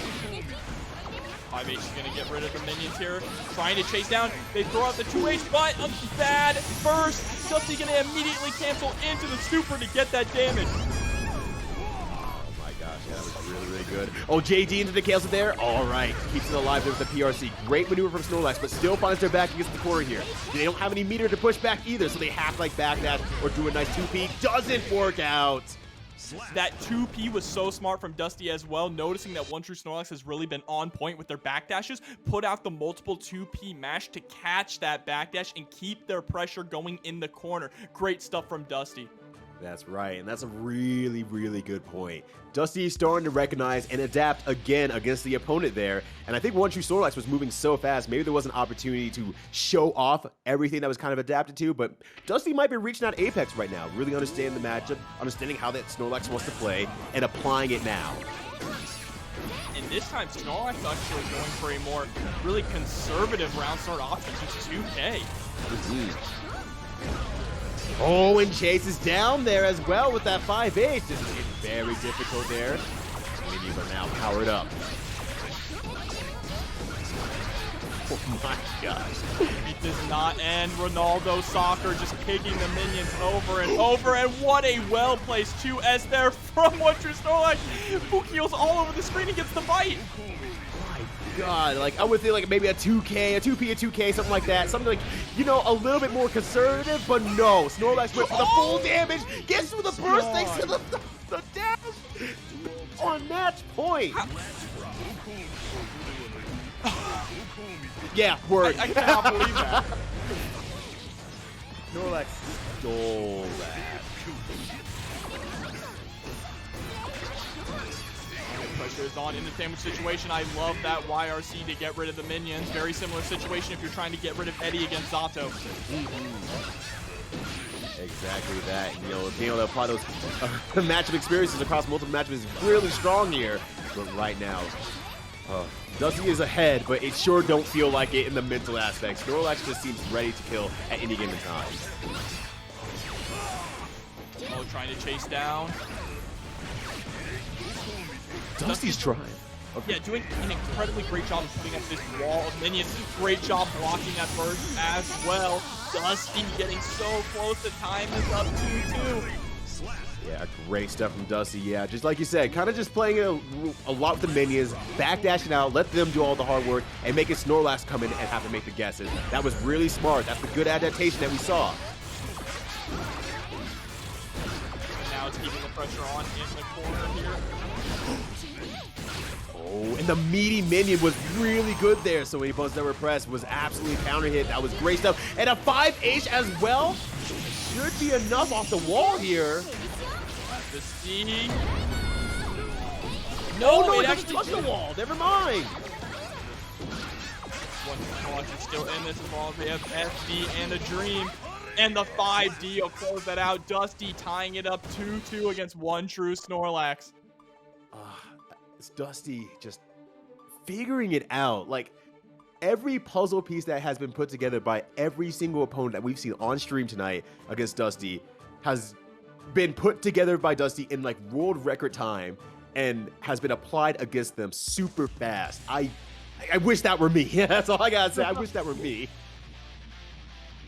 Like we said before, without all the practice, just give me the skill. Right, exactly. Just serve me the dessert. I won't have the rest of the meal. Dusty backing off immediately here, trying to keep going with the winning strategy. There's a great whip punish though on that 2H. Yeah, it's gonna push towards the corner here. Absolutely fine using all the minions there. Great defensive grab by Snorlax there. And yeah, just Dusty staying back, just buying time here as much as possible. Uses the burst right away when they're back towards the corner. 2 in a row there. The way that Dusty is utilizing the guard command is so inspiring. Yeah, that's so freaking good. Oh no. Wow, that was so unlike Snorlax, I feel like. Dashing in all the way, going to the 5K, that is something that Snorlax has not done very much this entire set. And now, once again, on match point. I got a feeling this is going to final round. Yeah, I got that feeling too. Dusty with a clean counter hit, though. Going to set up the minion pressure here in the corner yet again. Oh, but what a back throw there from Snorlax. Oh, JD! He's going to build up the meter as well with this combo. Super.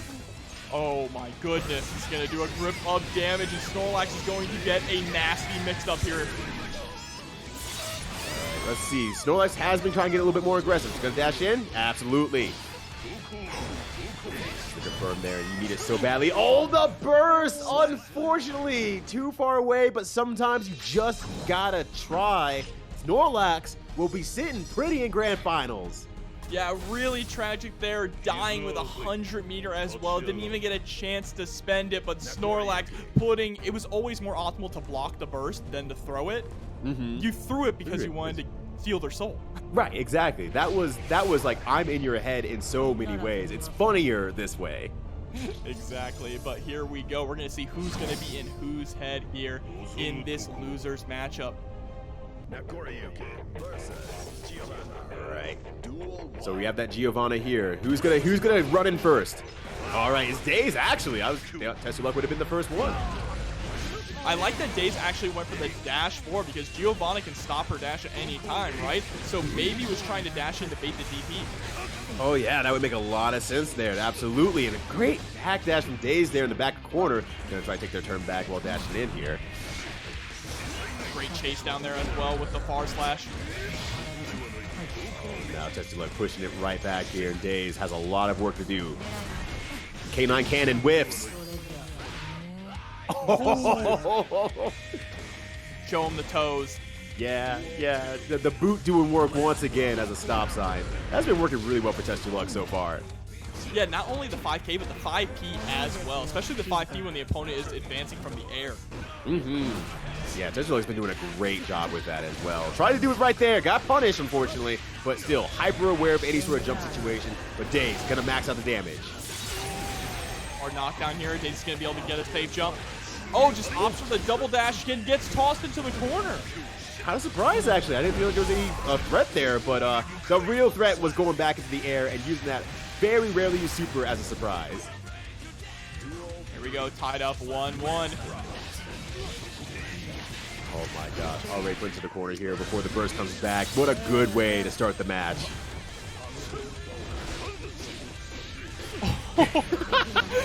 5K beating out the Beyblade. That's not something you see every day. Right, that was so good. And you're seeing TestYourLuck is advancing a lot with 6D here, specifically in this matchup. Oh, 5K on the other hand. daze is actually, on the other hand, getting a lot out of 5K. Ooh, kind of surprised that daze did not go straight into super off of that. Oh, Does it again. +4 on block. Oh, I like that. Actually using the dash cancel to go in and backdash out immediately to bait out anything. Just keep it TestYourLuck pressing buttons, and that's really what you need to be doing here as daze. Absolutely, that's going to put daze up 1-0, and I feel like the Giovanna pick was very good in this matchup specifically, right? Giovanna has a lot of good start and stop momentum, which can force TestYourLuck to whiff a lot of his buttons, and Giovanna is the queen of whiff punishing in this game. Oh my gosh, yes. It don't matter what size your sword, chain, or otherwise is. She's going to get in there once she sees the whiff. Alright, jumping in here. Nice. Yeah, case in point, once again, those whiff punishes going to get right back in and start playing their game here. Great challenge there with the 2K as well. Kind of interestingly, they're kind of like doing like smaller combos, like all mid-screen combos because they haven't gotten any huge hits yet. They're respecting each other just enough. And daze is doing such an incredible job at calling out these backdashes from Nagoriyuki. Remember, Nagoriyuki's backdash is a little bit longer than most of the characters in the game, so it gives daze plenty of time to backdash immediately into a 5H and still catch TestYourLuck.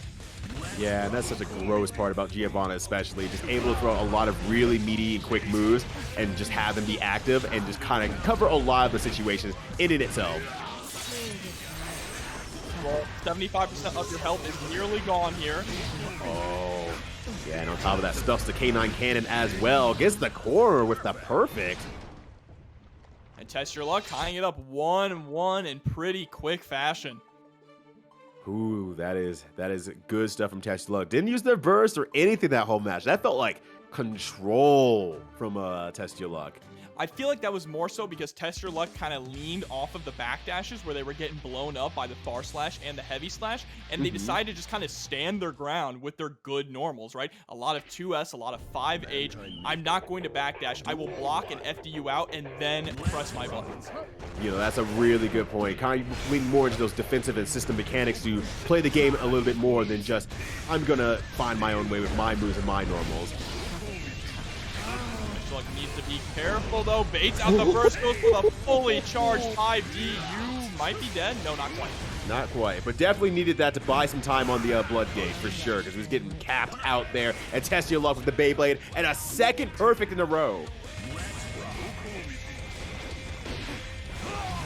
Oh, the trade there going to be in TestYourLuck's favor. Pushing forward even harder here. Nice staggered pressure. Going to burst to keep daze in the corner. Yeah, daze has a lot to work with here. No burst to speak of. That rich gauge is cranking up here. Level 3 blood is just so much to work against here. Oh, it goes for the burst. Can't reach it in time to keep it as safe as possible. This is huge damage. It might, come close to killing, I was going to say. I don't know if they're going to put the super after that. Oh my god! See, I was going to say, I don't think daze realized they had the meter because they could have RC'd there and gone for a wall break and taken the round. But you know what? That's all right. Backdashing to 5H will do it. Yeah, absolutely. Buys a little bit of time. Like, if you want to be optimal here, buys a little bit more time into that burst. That might be needed.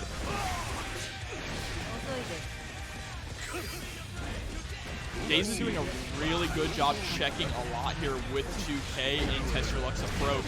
But unfortunately, this time they try to dash forward and they're going to get blown up for it. TestYourLuck going up 2-1. Yeah, I think TestYourLuck's doing a lot better job of just kind of getting out of that very comfortable Giovanna range where it's just a single dash into move situation. And TestYourLuck has stopped a lot of those. And so we're starting to see a lot more perfects or close to perfects from TestYourLuck instead of daze really kind of keeping it even. Absolutely. And Loom the Forever, this is in fact a weekly tournament every single Wednesday starting at 7 p.m. EST. Do ! Discord in the chat to bring up the information. It is on PC and free to enter. Did you say Wednesday? Oh, sorry, Monday. I thought I lost track of time. Like, what just happened? And daze is probably feeling the same way right now. Like, oh God, what just happened? Help! Oh, there goes the empty low after the arc drift upwards. Yeah, just swinging out there. Daze is waiting for anything, an opportunity. And daze pays off. Waiting for daze for sure. Oh, push all the way to the other corner here. Just in a block string. Gets 2 throws in a row. Strike throw game is starting to come in. But what a jump over the spiral arrow. Forces daze to burst there, not only to stay alive, but to keep the pressure in the corner.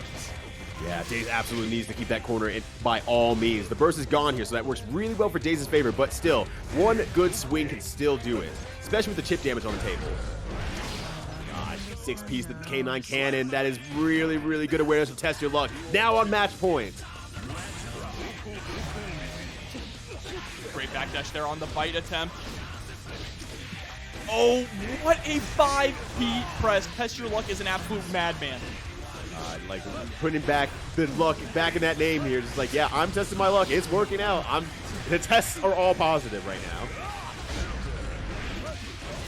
Nice double dash from daze there, trying to earn the corner back here. Being a little bit more aggressive from further ranges here, and is making TestYourLuck actually have to react or do something very, very unsafe.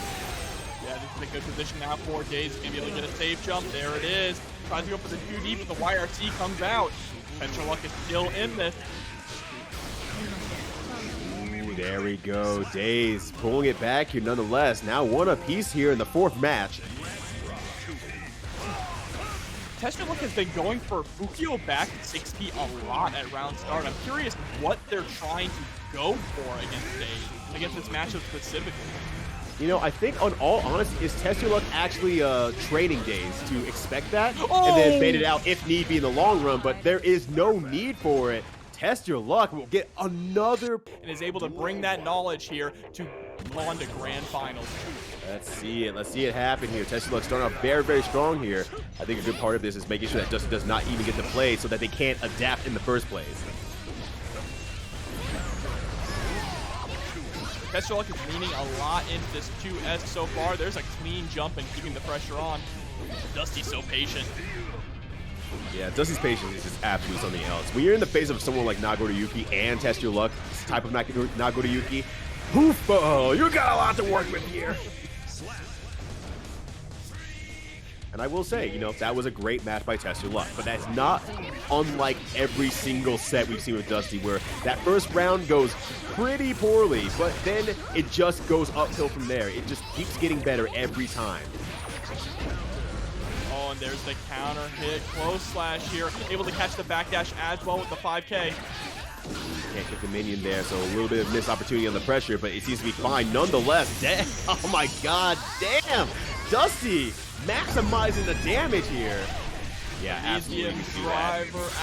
You know what? They probably didn't have to, but I love that decision. Make sure there's not even a benefit of the doubt. Yeah, always maximize your damage, especially against someone with huge guts and huge defense. Ooh, 5H is going to hit raw there, probably catching Dusty in jumping frames. And there's a nice throw immediately into the fast RC pickup. Throw down the gun again. There's a burst on deck, and once again, TestYourLuck, so good about baiting out those bursts, is absolutely clean and understanding when people want to burst against Nagoriyuki.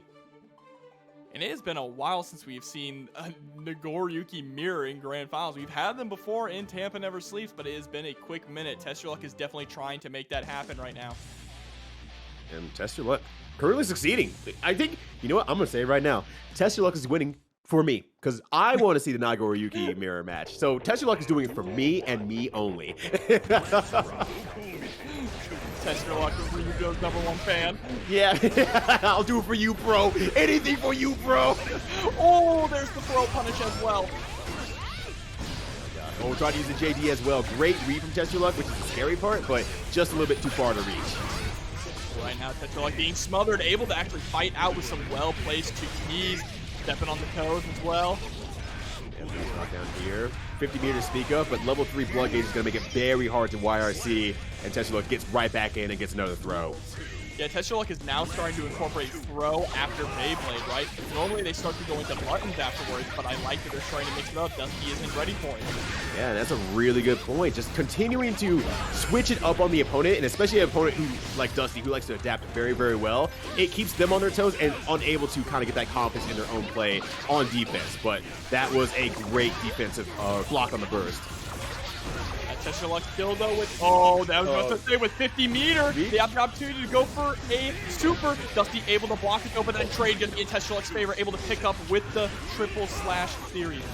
Oh my gosh, there, that was, I'm not gonna lie, you got real lucky with that one. TestYourLuck. You should have died 5 times over, but good stuff from Dusty for keeping it under control despite the goofy situation. Oh my god, KudoGio forward straight into Beyblade to make sure that they could get the optimal range for that punish. Even though it dropped at the end there, I feel like that was actually a little bit optimal for TestYourLuck there, getting more opportunity to do a little bit more chip damage and pressure. Oh, that's tough. That's right though, it's not a hard knockdown, so they're still in this. They really just need one confirmed to be able to close this out against Dusty. A nice minion call right there. Dusty keeping it down though. Once again, Dusty's always great at adapting. And just home just says, no, I don't want none of that, bro. I love that runs away and then just chucks the minion to close it out. Right? Just look at like Uber Eats and like, here's your order, sir. Just toss it through the window. I can't say I've ever seen a round end like that. Oh my gosh, that was so amazing. I love it. Dusty playing so freaking well tonight. There we go, tied up 1-1. This loser's final set is heating up. Yeah, that's right. Let's see. Dusty trying to keep it a little bit more long range there, trying to avoid the 2S range and everything, and then using 2D range a little bit more, kind of on that whiff situation. Good defense. I really like that Dusty is also jumping back and tossing the minion to cover the jump out there from TestYourLuck, but TestYourLuck able to fight out with some well-placed buttons. Yeah, TestYourLuck absolutely just doing a lot of jump back and watching the situation. So not pressing buttons too early so they don't get too punished, but it means that Dusty also does not get the approach either. Is on deck though, and Dusty has these minions out. Oh, they have the masks on. They're not going anywhere. Yeah, double cheeked up minions right now, ready to kick another person's ass. Oh, wow. Sandwich between those 2 minions powered up like that is absolutely terrifying. Great stuff and setup from Dusty.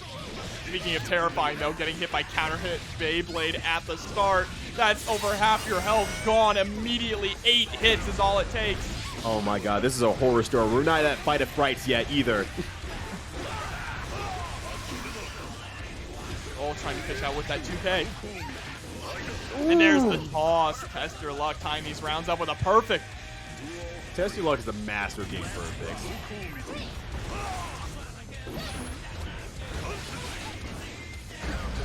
Chasing down the corner. Yeah, keeping it very patient. Just walking forward is so scary from TestYourLuck. Wait, once this is like just a walking forward moment, you just, it's scary. Like, oh my god.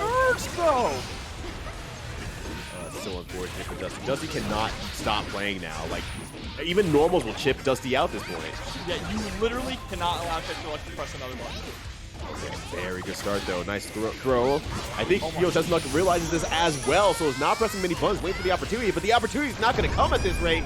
That's 100 meter. Actually, I'll stop to spend it. Want to keep the mix up. And there we go. Dusty able to bring it back from a pixel there, going up 2-1 over TestYourLuck. Dusty, the mad lad right now, pulling it out against them. Oh my gosh.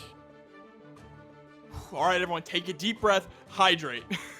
All right, everyone. Oh, don't listen to Job. Listen to me. All right, everyone. Take a deep breath and freaking scream at these matches right now. Oh my God, things are going off the chain between these two.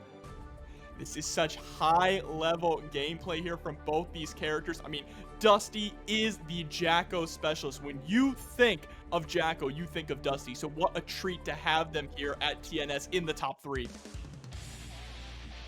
Ooh. All right.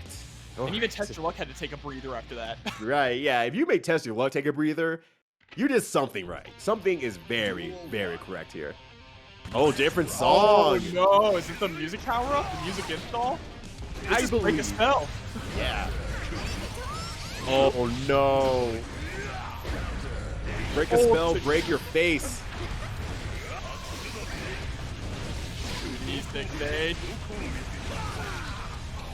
Gosh. Another perfect from TestYourLuck. Okay. Yeah, okay. You hear the first words of that song. I will not doubt myself anymore. Right, and there's zero doubt. And TestYourLuck's gameplay right now is powered up, uses all the meter, keeps the corner all the same. Oh, I'm sorry. This is not Break a Spell. This is Six Black Heaven's gun. Oh, my mistake. Yeah, I had my volume very low, so I just trusted you on that one. They have It's a fine, similar though. sounding start. But oh my God, the power-up is real. The music power-up is real for TestYourLuck right now. Once again, Justin finds himself in a situation where it's like you can't stop playing anymore. You're so low on life. You have very little meter to speak of. You just have to make it work. And 2H will cut through the JD and TestYourLuck, ramping back up to be 2-2. That was beautiful there with the BRC to make sure that they could see the situation, right? Noticing Dusty was in the air, hitting a button, let the 2H rip. That's just great awareness. I think that's a good thing that TestYourLuck is doing. Setting up more situations so that they can watch their opponent just a little bit more and doing it more on the offensive end rather on the defensive end. So that is working extremely well. No more blocking, more attacking.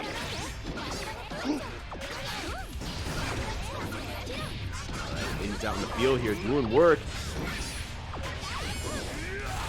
Oh, 2K getting right below the slash for the 2H there. Alright, RC to keep the pressure up. Nice backdash, gets hit by that mortal counter though and is forced to burst. Maybe is MVP right now. I think 95% of the damage done so far has been by minions on Dusty's side. I mean, utilizing these minions to incredibly great effect. Why fight when you can have them do it for you? Play the long game, absolutely, for sure. Oh, backdashing, trying to get out of TestYourLuck's danger range, but that JS coming in. Oh my gosh, yeah, TestYourLuck still rushing it down here. Earns the corner again. There's no burst on Dusty's side, so TestYourLuck gets to play a little bit, but that blood gauge is right there. Oh my gosh, JH does the work. And set point now for TestYourLuck. Out, going back in here. Oh, and the counter hit lands. This is so good for TestYourLuck without breaking the wall, especially. Getting level 3 blood here. The threat of throw or bite is real, but Dusty pressing their way out. Bursting back into the corner here. Dusty needs one more opportunity to get out of the corner or get something started, because until then, oh, you have a lot to work against here. Well, something is starting now, is able to get the overhead as well. Now has TestYourLuck's back up against the wall. Looking really good here. All right, 50 meter is reached. We're going to reach another 50 meter here on the other side with the positive bonus. Oh, there's a great 2K2D. Stuck between a rock and a hard place. 5D is going to bring this to final game, final round, Ryudo. Oh my gosh. This is actually insane. They are playing so well against each other. Dusty starting off strong here with the counter hit 2D. Oh, and he gets a nice little empty jump low as well. And he's going to keep the pressure on, especially with the 50 meter. Oh, TestYourLuck with the Fukio backwards into the 2S. Burst comes out. That's it for the rest of this round, for the rest of this game. Here's the corner back here. Gets the throw for the landing. That was so tricky. And BRC's gonna come out there. Nice tech there from both of them. Gonna pressure on the other side. There's burst still on Dusty's side. But if Dusty bursts wrong, that can absolutely be it. But there will be no need to worry about that. Dusty moves on against TestYourLuck. You just want to make sure that you are going to be okay.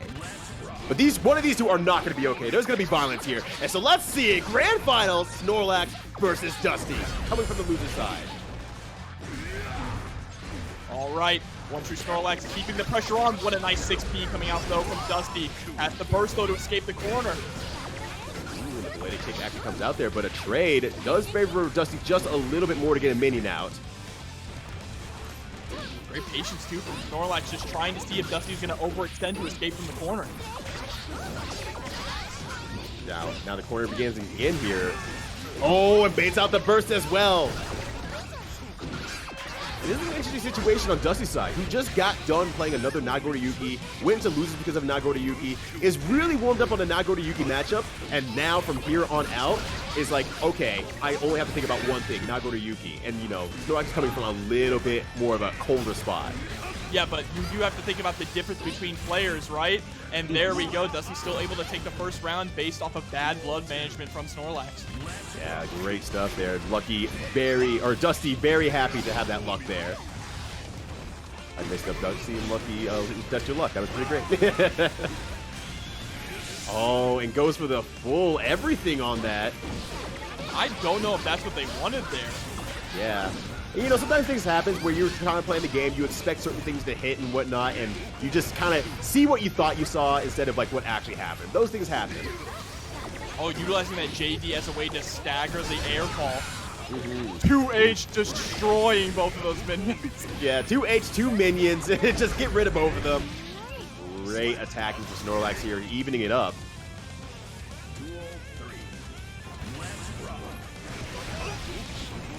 All right, OneTrueSnorlax going to get the first blood here. No pun intended. Bite as well. And gets the bite as well, so blood gauge is managed now. But finds their back against the corner here. Dustin starts out their pressure. Ooh, gets that soccer kick.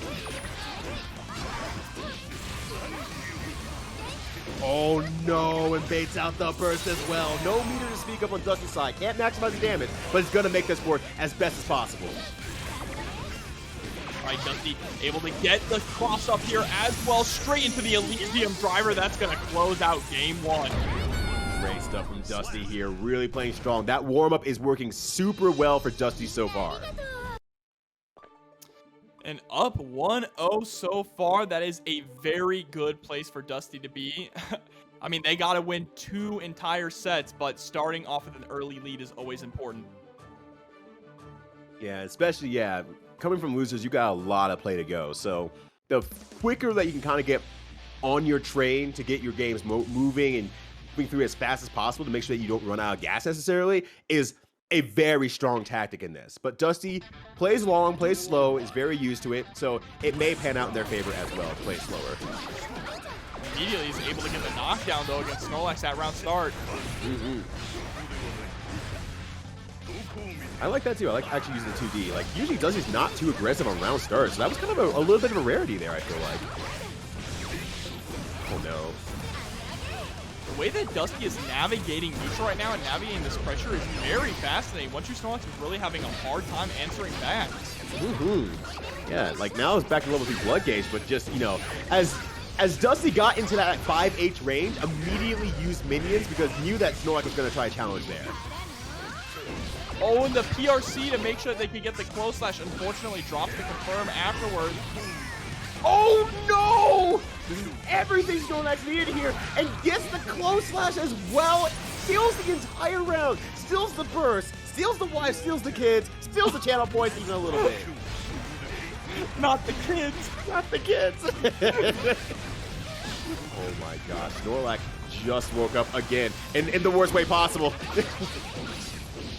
Oh my god, all of your health is absolutely gone. And there's a minion directly on top of you. Trying to bait out the burst.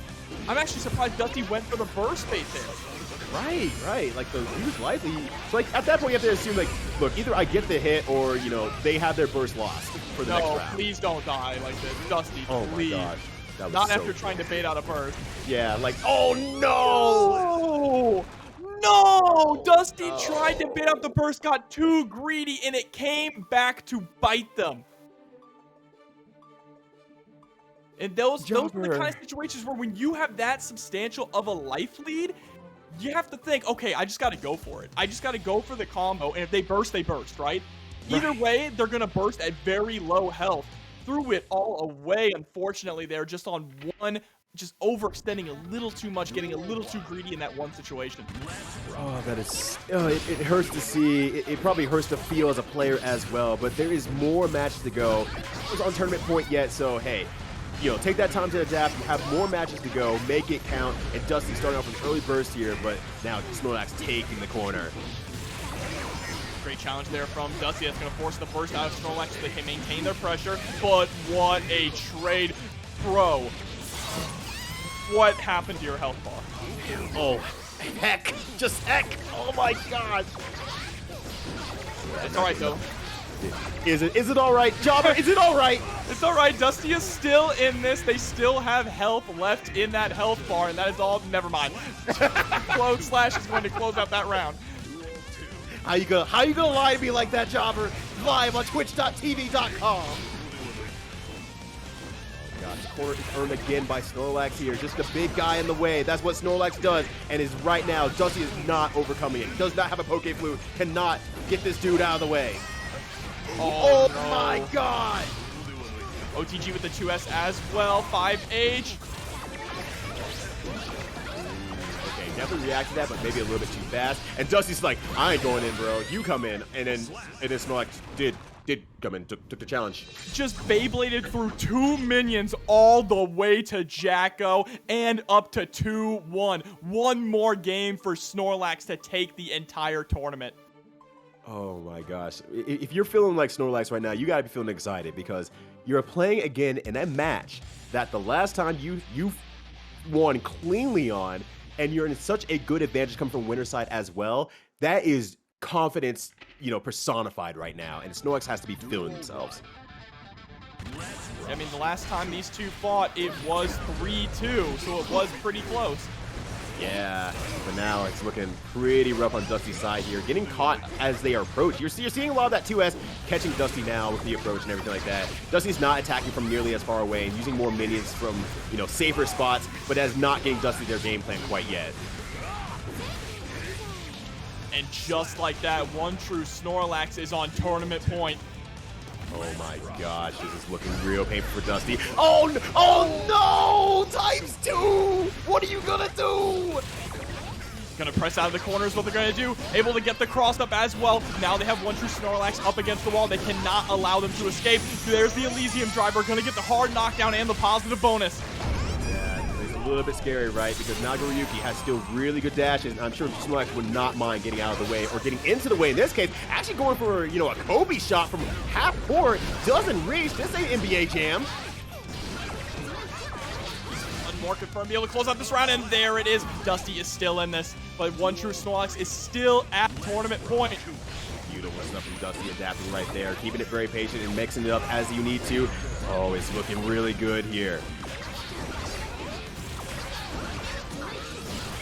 Snorlax getting their reverse back here as well, so it's going to be a little bit harder for Dusty to get their game plan going once they get in, but you have to be able to get rid of that burst. What a trade, though. Ate out the burst. Great reactions there with the PRC. Dusty going to be able to carry all the way to the other side. Oh my gosh. Yeah, just jams it in. Off the backboard there with the minion. All right, Jordan, I see you. I see you. Oh, no. Forbidden air dash. Oh, but nice 5K to 2D there to close it out. Dusty ties it up 2 matches apiece, going for reset here. Ooh, this is so dangerously close. Oh my gosh, yeah, Jobber. It's going back and forth. They're doing a lot of back and forth in here. They're adapting in all the right ways. They're making them get passive in all these matches here. And it looks really, really good on paper when you see that sort of adaptation to one another. I want to know, chat, who do you like? Who likes Snorlax and who likes Dusty? Because we are either ending this tournament after this game or we are going to another set. I know it's late for you all, but I kind of want to see another set. It's never too late for more Guilty Gear. That's right, Jobber. Let's go. And Dusty's gonna make sure that reset comes in that case. Oh, what a throw. Catching Dusty the moment that they land on the ground. And a 2H at the same time. Oh no, the burst is baited. That's so painful for Dusty. Has to hold into the corner here. Has no mirror to speak of at the same time, so it's going to be a lot of work. Okay, set point now, and now I want to mention something. We have not seen Baiken in a long time. Oh, you think it's coming? You think it's coming? I think it's coming. Dusty has been doing such a good job on defense and just blocking a lot of this pressure. Let's see it. Let's see it. All right, first gotta get rid of the minions. And then once it closes down here into the corner, yep, blood gauge is really high as well. So I think if you can get that one more opportunity, we're gonna see Bite like you called. Okay, nice punish there on the target combo. Minions are still set up. Gonna get a pickup. Should be able to get the Elysium driver in the corner. No, actually. Just wants to hold on to the corner positioning. One more mix will be able to close it out. Yeah, I don't disagree with that option either. You know, getting as much opportunity to control the match is something that Dusty really needs right now. Does not want to go back to neutral against someone like Nagoriyuki, and especially Snorlax's. Oh, the 2H not connecting. Oh my gosh, but the 5H definitely connecting. Got him! Goal! Kicked him! Oh my gosh, got the cross as well. Dusty now on tournament reset point, while Snorlax on tournament point. The pressure is high between the both of them. Dusty in a really solid position right now. Snorlax pushing them up against the wall. They still have that life lead. Just needs to be patient. What a whip punish there. Gets the cross up as well. Gonna put OneTrueSnorlax here in the corner. Buff up the homies. Here comes the pressure. Yeah, the meter is going crazy right now. Oh my gosh. That was so much damage for such like a half-second moment. Those minions were punching. And we have a reset. Where's my SNES? I need to hit that reset button. Oh my gosh, that was amazing stuff from Dusty. And Snorlax going straight in, not even taking the time to really think about it or slow down or anything like that. It's like, I need to go right back in. I'm applying that pressure to you as a person. No need to think, still hot out here. It went down to the wire. That was really good. All right, so let's see what adaptation we see from Snorlax. But I will say, the adaptation side of things is definitely Dusty's strength. So this might look very favorable for Dusty as it goes longer. QS coming out there. Great stuff. Staying out of range there from the 2H. And whip punishes again, like you said from earlier. Doing a great job about whip punishing a lot of stuff. And Kobe's through the wall there. There's a lot of meter on deck as well. Is going to spend the red Roman cancel. Oh no, got a little bit of a delay there. Allowed OneTrueSnorlax to snipe their ankles with the 2S while they were holding the minion. Yeah, that was really unfortunate there. But on the other end, Dusty actually doing a great backdash and meter management. Able to close it out against OneTrueSnorlax here. Yeah, Dusty is starting to ride the momentum. The pendulum is swinging in their favor right now. Backdash again and getting the air-to-air trade as well. And the counter hit pushes right into the corner here, and the pressure begins again. And the meter is so high on OneTrueSnorlax's side as well. You can't even do anything wild. Elysium driver time gonna get a hard knockdown plus the positive bonus. Oh, this is so difficult right now for OneTrueSnorlax. Oh, and just gets hit on the butt by the minion. Yeah, I love that Dusty is starting to throw the minion behind OneTrueSnorlax at these ground start situations after the hard knockdown. Gets the 5D, and Dusty going up one game here in this reset. Yeah, and that was a clean 2 rounds in this case. And that's been really, really rare for Dusty as a whole. I think that prediction of Dusty gets stronger as the match goes on longer, that very Daigo style of playing, is really shining right now. And Snorlax has a lot of adaptation or work to do here. I don't think this is very fair, Ryudo. It's 4 against 1. Be like Zato in his intro where he's like, 1 against 1. It's like, you lying son of a... Anyway, so the next match here. Oh my god, the guard command beating out the Beyblade. Okay, Baiken, jeez.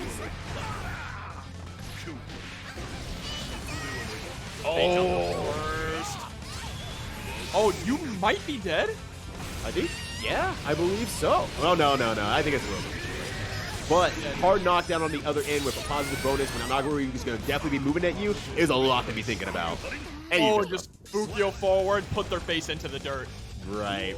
Eat this dirt, you small, sassy child. All Right, so no sassy offense this time from Dusty, but gonna get that early burst there. But once again, death by 1,000 paper cuts. Gonna get a lot of that burst meter back before the third potential round, if not this round. Dusty pulling out that really sick dash cancel confirm as well to throw the minion onto the other side for 5D. This time Snorlax is able to block it. Very clean from Snorlax as well. Ooh, tries to get in between the gap and the summoning of the minion doesn't work out. Dusty maximizing the damage here. Gonna be a little bit short, but still looking very, very strong. The knockout situation is gonna be great here for Dusty. Yeah, There we go. exactly. With the frame trap on the attack command. Yeah, that was extremely good. Because of the distance, there was like no quick maneuvers that Nagoriyuki could use from that range. And so Dusty recognized that and went for an attack directly after the soccer kick. Good challenge there as well. Gets the cross up. This time Dusty went for the same side, and Snorlax was not ready for that. They've been consistently crossing up onto the other side throughout the entire set. Oh my gosh, and blocks the Lousy as well. Adaptation City right now from Dusty. Anything but Dusty right now. Nearly gets whiff punished there, using really low committal buttons in neutral. Yeah, that's gonna stay there. Oh No! my god, that OTG damage with 6H is unreal.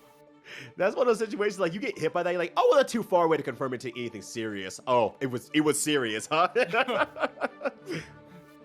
You're never too far away from Nagoriyuki for him to delete your health bar. Right, hit with that guillotine, eat the rich type of style stuff. Jeez Louise, took the head off of Jacko. The French Revolution out here. Right, yeah. I want Nago to come out with a baguette instead of the sword right now. Look at stuff here, just onto the right side. Once again, bursting early, I think that's still a great idea against Jacko. But the gold burst comes out from Dusty's side, has a lot of stuff to play with here, along with pushing out of the corner.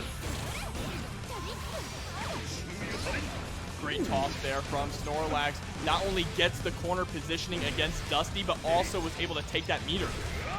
Yeah, that was really, really good. Exactly what was needed after a gold burst like that. So, gets a little bit more favorable for Snorlax, and still, well, has good cornering position, but Dusty actually slides under the bar slash. Personal Elysium driver, golf clap. You gotta let him know sometimes. Yep. That was, I think, the first of actually the entire tournament, too, that we've seen on stream. So, Yeah. Dusty, once again, throwing out new situations for Snorlax to actually consider. That's really, really strong. Especially this late into the tournament, right? All the way in Grand Finals reset, introducing brand new variables to the match. Yeah, that's very, very scary. And tries to keep it a little bit safer than 2P there, but Snorlax staying aware, backdash now, bar slash to close it out. Great blocks here from Snorlax, backdash and creates some space as well. It gets clipped by the jump-in. Alright, now just keeping the sandwich between the two minis there, but reaches out with the Beyblade anyway. Yeah, lets the knockdown happen in the corner there, just in case of burst, but otherwise gets more opportunity to fight. But I'm upset. Oh, tries to do it again, but this time Dusty wins out in that situation. Try it again, I bet you won't, coward. Oh, counter hit 2H, keeping them in the skies. Yeah, I think Dusty will have to accept most of the damage on that because it feels very, very burst safe throughout the whole way. Oh, bursting on the very first hit. I love it. And there we go. Yeah. Oh my gosh, 2H coming out. Killed the whole family. Back up to 2-1. Oh my gosh. All right. Once again, Snorlax coming into this match here in a very powerful situation. Dusty has to be the one to adapt. Dusty has adapted damn near every single time throughout this tournament. Will they be able to do it one final time to be able to get the tournament win, or will Snorlax be able to sleep easy tonight? We're gonna have to see. This is high stakes here. Sticking to the same game plan, backing up at round start. Very smart. You do not want to challenge Nagoriyuki at round start. No, absolutely not. You know, that's a whole opportunity to lose your burst and or the whole entire round. Ooh, tries to punish that a little bit slow, but that's absolutely fine. Gets the 2K, actually. That was really, really good. I like that RC confirmed. I backing up, but immediately gets clipped by the Beyblade, put right back into the corner. 2 steps forward and 1 step back. Oh my gosh, and once again, the OTG closing it out there. You know, Dusty's really trying to fight it out there, but once again, Snorlax finds himself on tournament point. And there's the burst for Dusty. There's not going to be any more burst left for the rest of this match. No, not at all. Oh, Unless counter hit. Unless Dusty plays this perfectly, this is looking very, very rough. All right, one more good confirm will do it. And with the meter on deck, that means Dusty has a lot to work against here. This is going to take a miracle from Dusty, and there we go. 2S from OneTrueSnorlax, able to close it out in the reset. Your TNS champion.